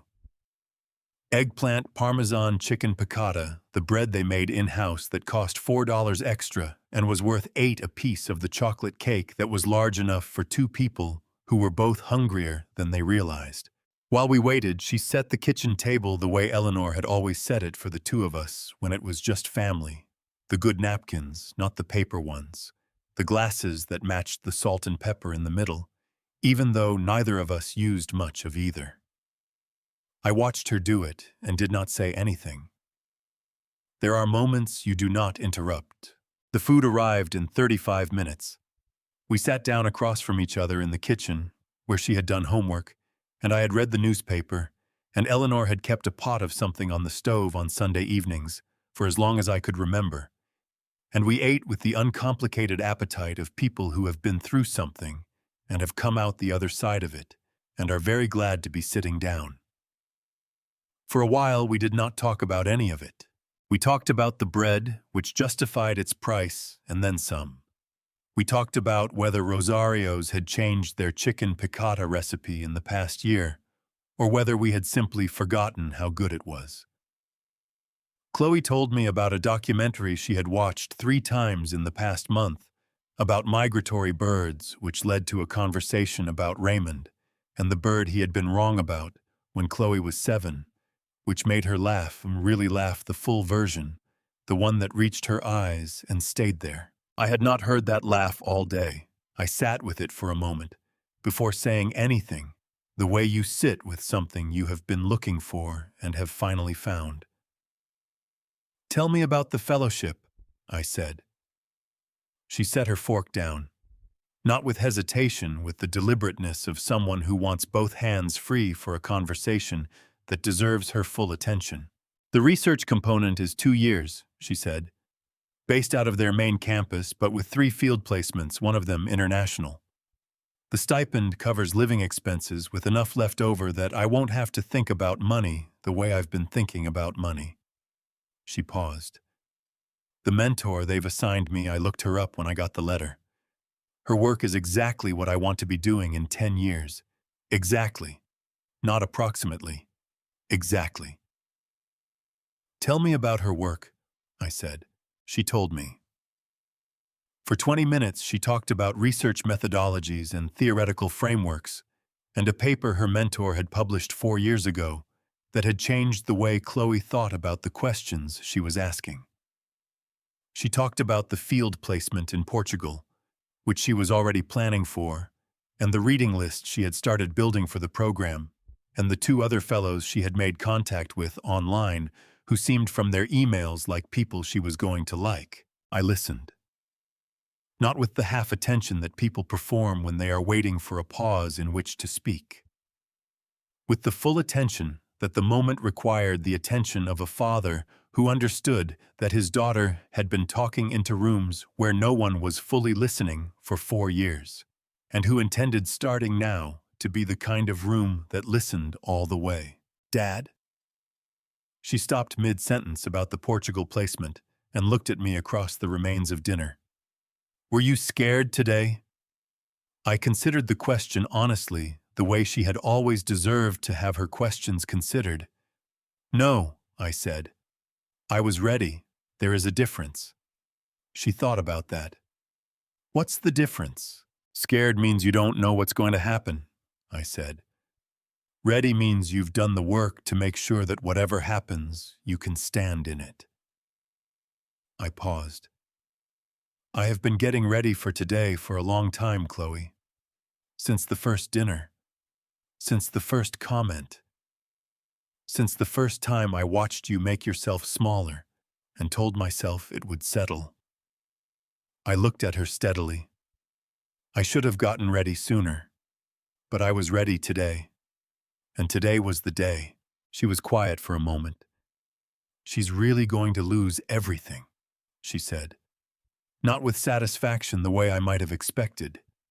With the thoughtful sobriety of someone who understands that the collapse of something, even something that deserved to collapse, leaves wreckage that does not arrange itself neatly. "The business will go into default," I said. "What happens after that depends on what the outside counsel finds and what Julian decides to do. Some of it will be very difficult. Some of it will take a long time." "Julian," she said. "Julian." I agreed. We let his name sit between us for a moment, carrying everything it carried, the grief of it, and the possibility inside the grief, and the uncertainty about whether the possibility would become anything, or whether it would remain only a possibility. "I meant what I said to him," she said. "We can start there." She picked up her fork again. "I don't know where there leads, but I meant it." "I know you did," I said. "That's who you are." "Is it?" She asked it genuinely, not rhetorically, the question of someone who has spent 4 years having their self-understanding systematically undermined and is slowly, carefully rebuilding her confidence in her own read of herself. It is, I said. It has always been. The people in that yard today did not change who you are. They only ever changed how much of yourself you felt safe showing. She looked at me for a long moment. Then she reached across the table and cut me a piece of the chocolate cake and pushed it toward me without asking whether I wanted it, because she knew I wanted it, and we had gotten past the point tonight of asking about things we already knew. The Harwick Fellowship orientation starts in August, she said, in case you wanted to know. I want to know everything, I said, every single detail. She picked up her fork and smiled at me. Not the careful smile she had worn at the beginning of the afternoon, the one that cost her something every time she used it. The real one. The one I had been watching her protect all day, carrying it in the pocket of her graduation gown, next to the letter, keeping it safe until she was somewhere that deserved it. She started talking. I stopped thinking about the afternoon.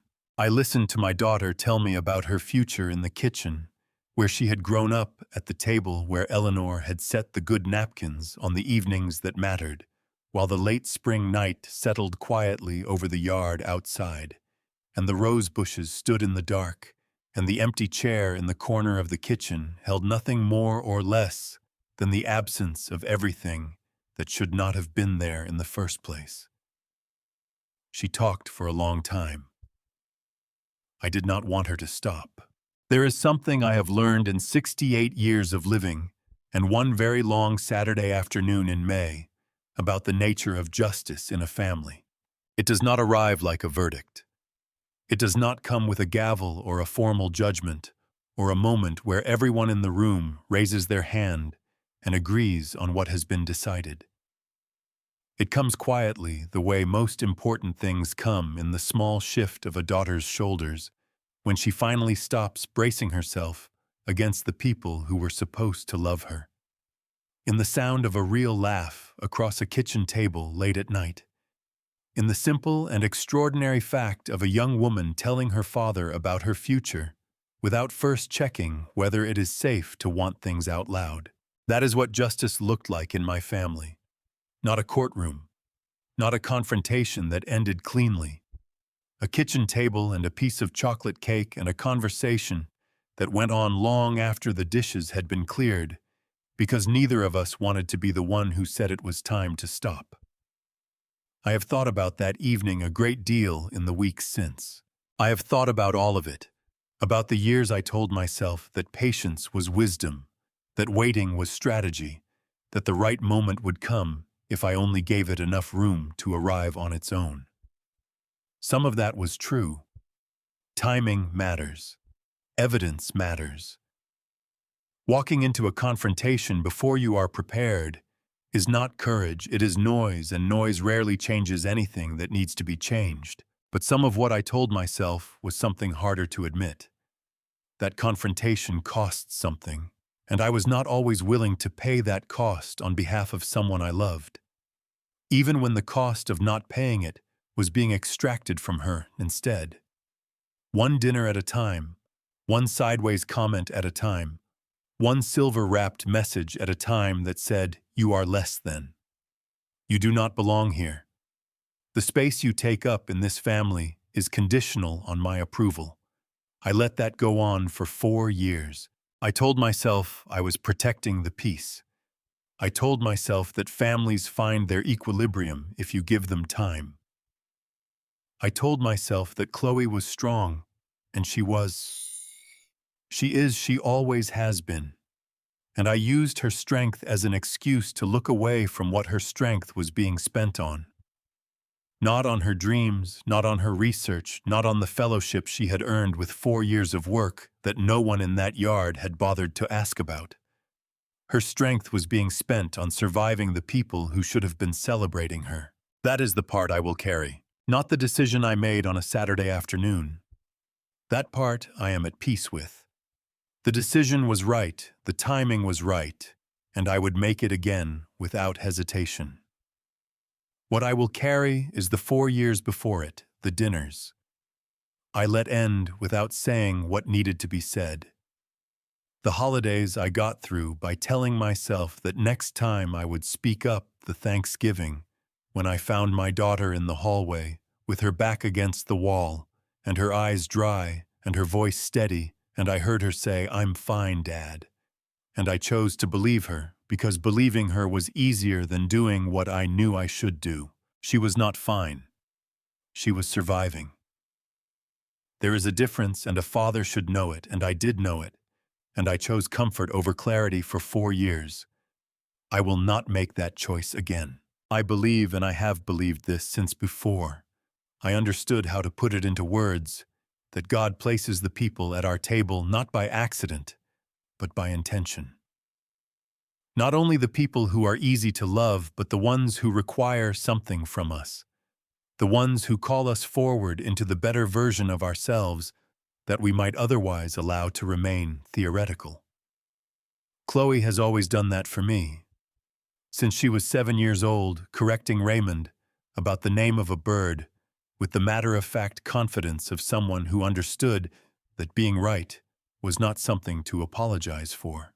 Since she was 18, sitting at a dinner table where someone tried to dim that confidence, and I watched it dim and I said too little. She called me forward on a Saturday in May when she walked across a backyard with her chin level and her shoulders squared and answered a question in front of our entire family with 2 words that cost her nothing, because she had already decided long before that afternoon, in parking lots after holidays, in the hallway outside the bathroom, in every quiet moment she had spent learning to protect herself from the people who should have protected her.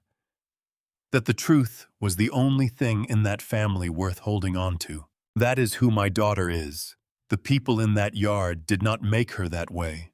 They only ever changed how much of it she felt safe showing. If you are listening to this and something in it has pressed against something, you recognize a table where one voice is always a little too loud, a celebration that gets turned into someone else's performance, a child or a parent or a sibling who has learned to make themselves smaller in rooms where they should be taking up all the space they are owed. I want to say this plainly: the smallness is not the truth of them. It is a response to conditions. Change the conditions, and the person who was always there begins slowly and then all at once to come back. Do not wait 4 years to change the conditions. Do not tell yourself that patience is always the same thing as wisdom. Sometimes patience is wisdom, and sometimes patience is fear wearing a more respectable name. God does not make small people. Circumstances do. And circumstances, unlike character, can be changed by the people who love each other enough to do the hard thing at the hard moment, even when it costs something, even when it would be easier to let another dinner end without saying what needs to be said. It took me too long to understand that. I am grateful I understood it before it was too late. If this story moved something in you, if it sat in your chest, the way stories do when they find something that needed to be found, I would be honored to hear from you in the comments below. Tell me which moment reached you. Tell me about someone you fought for, or someone who fought for you, or a moment you are still waiting for, that you know if you are honest with yourself, only you can create. These conversations matter. They are how we remind each other that the work of loving a family, the real work, the uncomfortable and costly and deeply necessary work, is something that none of us have to figure out alone. If you are not yet part of this community, I hope you will consider staying.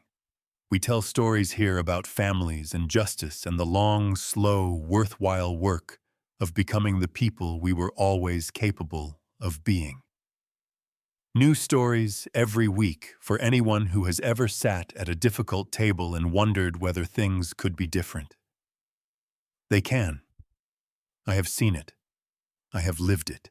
A note: as we close, the characters and events in this story are fictional, created for the purpose of reflection and connection. Any resemblance to specific individuals or circumstances is coincidental and unintended. Nothing in this story should be taken as legal, financial, or professional advice. Thank you for staying until the very end. There is something I find genuinely moving about the willingness to sit with a story all the way through, to give it the time it needs to become what it is trying to be. I do not take that willingness for granted. I never will.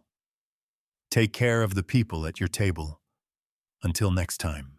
I am not a perfect father. I waited too long. I told myself patience was wisdom when the truth is that I was afraid of fracturing something that was already broken, afraid of the cost of clarity when comfort was still available. Don't be like me. Don't wait for a graduation party to say what should have been said at the first dinner. Don't let the people you love pay the price of your hesitation, one quiet wound at a time. I believe God gives us the people at our table, not by accident, but by intention, and He gives us the capacity to protect them. The question is whether we choose to use it. If there is anything this family story taught me, it is this: silence in the face of cruelty is not neutrality. It is a vote. Cast carefully. Chloe deserved better sooner. So does whoever is sitting at your table right now, making themselves small, waiting for someone to notice. These grandpa stories exist because someone should say the things that are hardest to say. And because family story after family story has shown me that the moment someone finally speaks the truth out loud, the room changes. It always changes. If this grandpa story's moved something in you, leave a comment below. Tell me your story. Share this with someone who needs to hear it. And if you haven't yet subscribed to this channel so you never miss the moments that matter, thank you for staying until the very end. It means more than you know. One final note: the stories on this channel contain fictional elements crafted for reflection and growth. If this type of content isn't for you, I respect that completely. Please feel free to explore other content that serves you better. Until next time, take care of your people.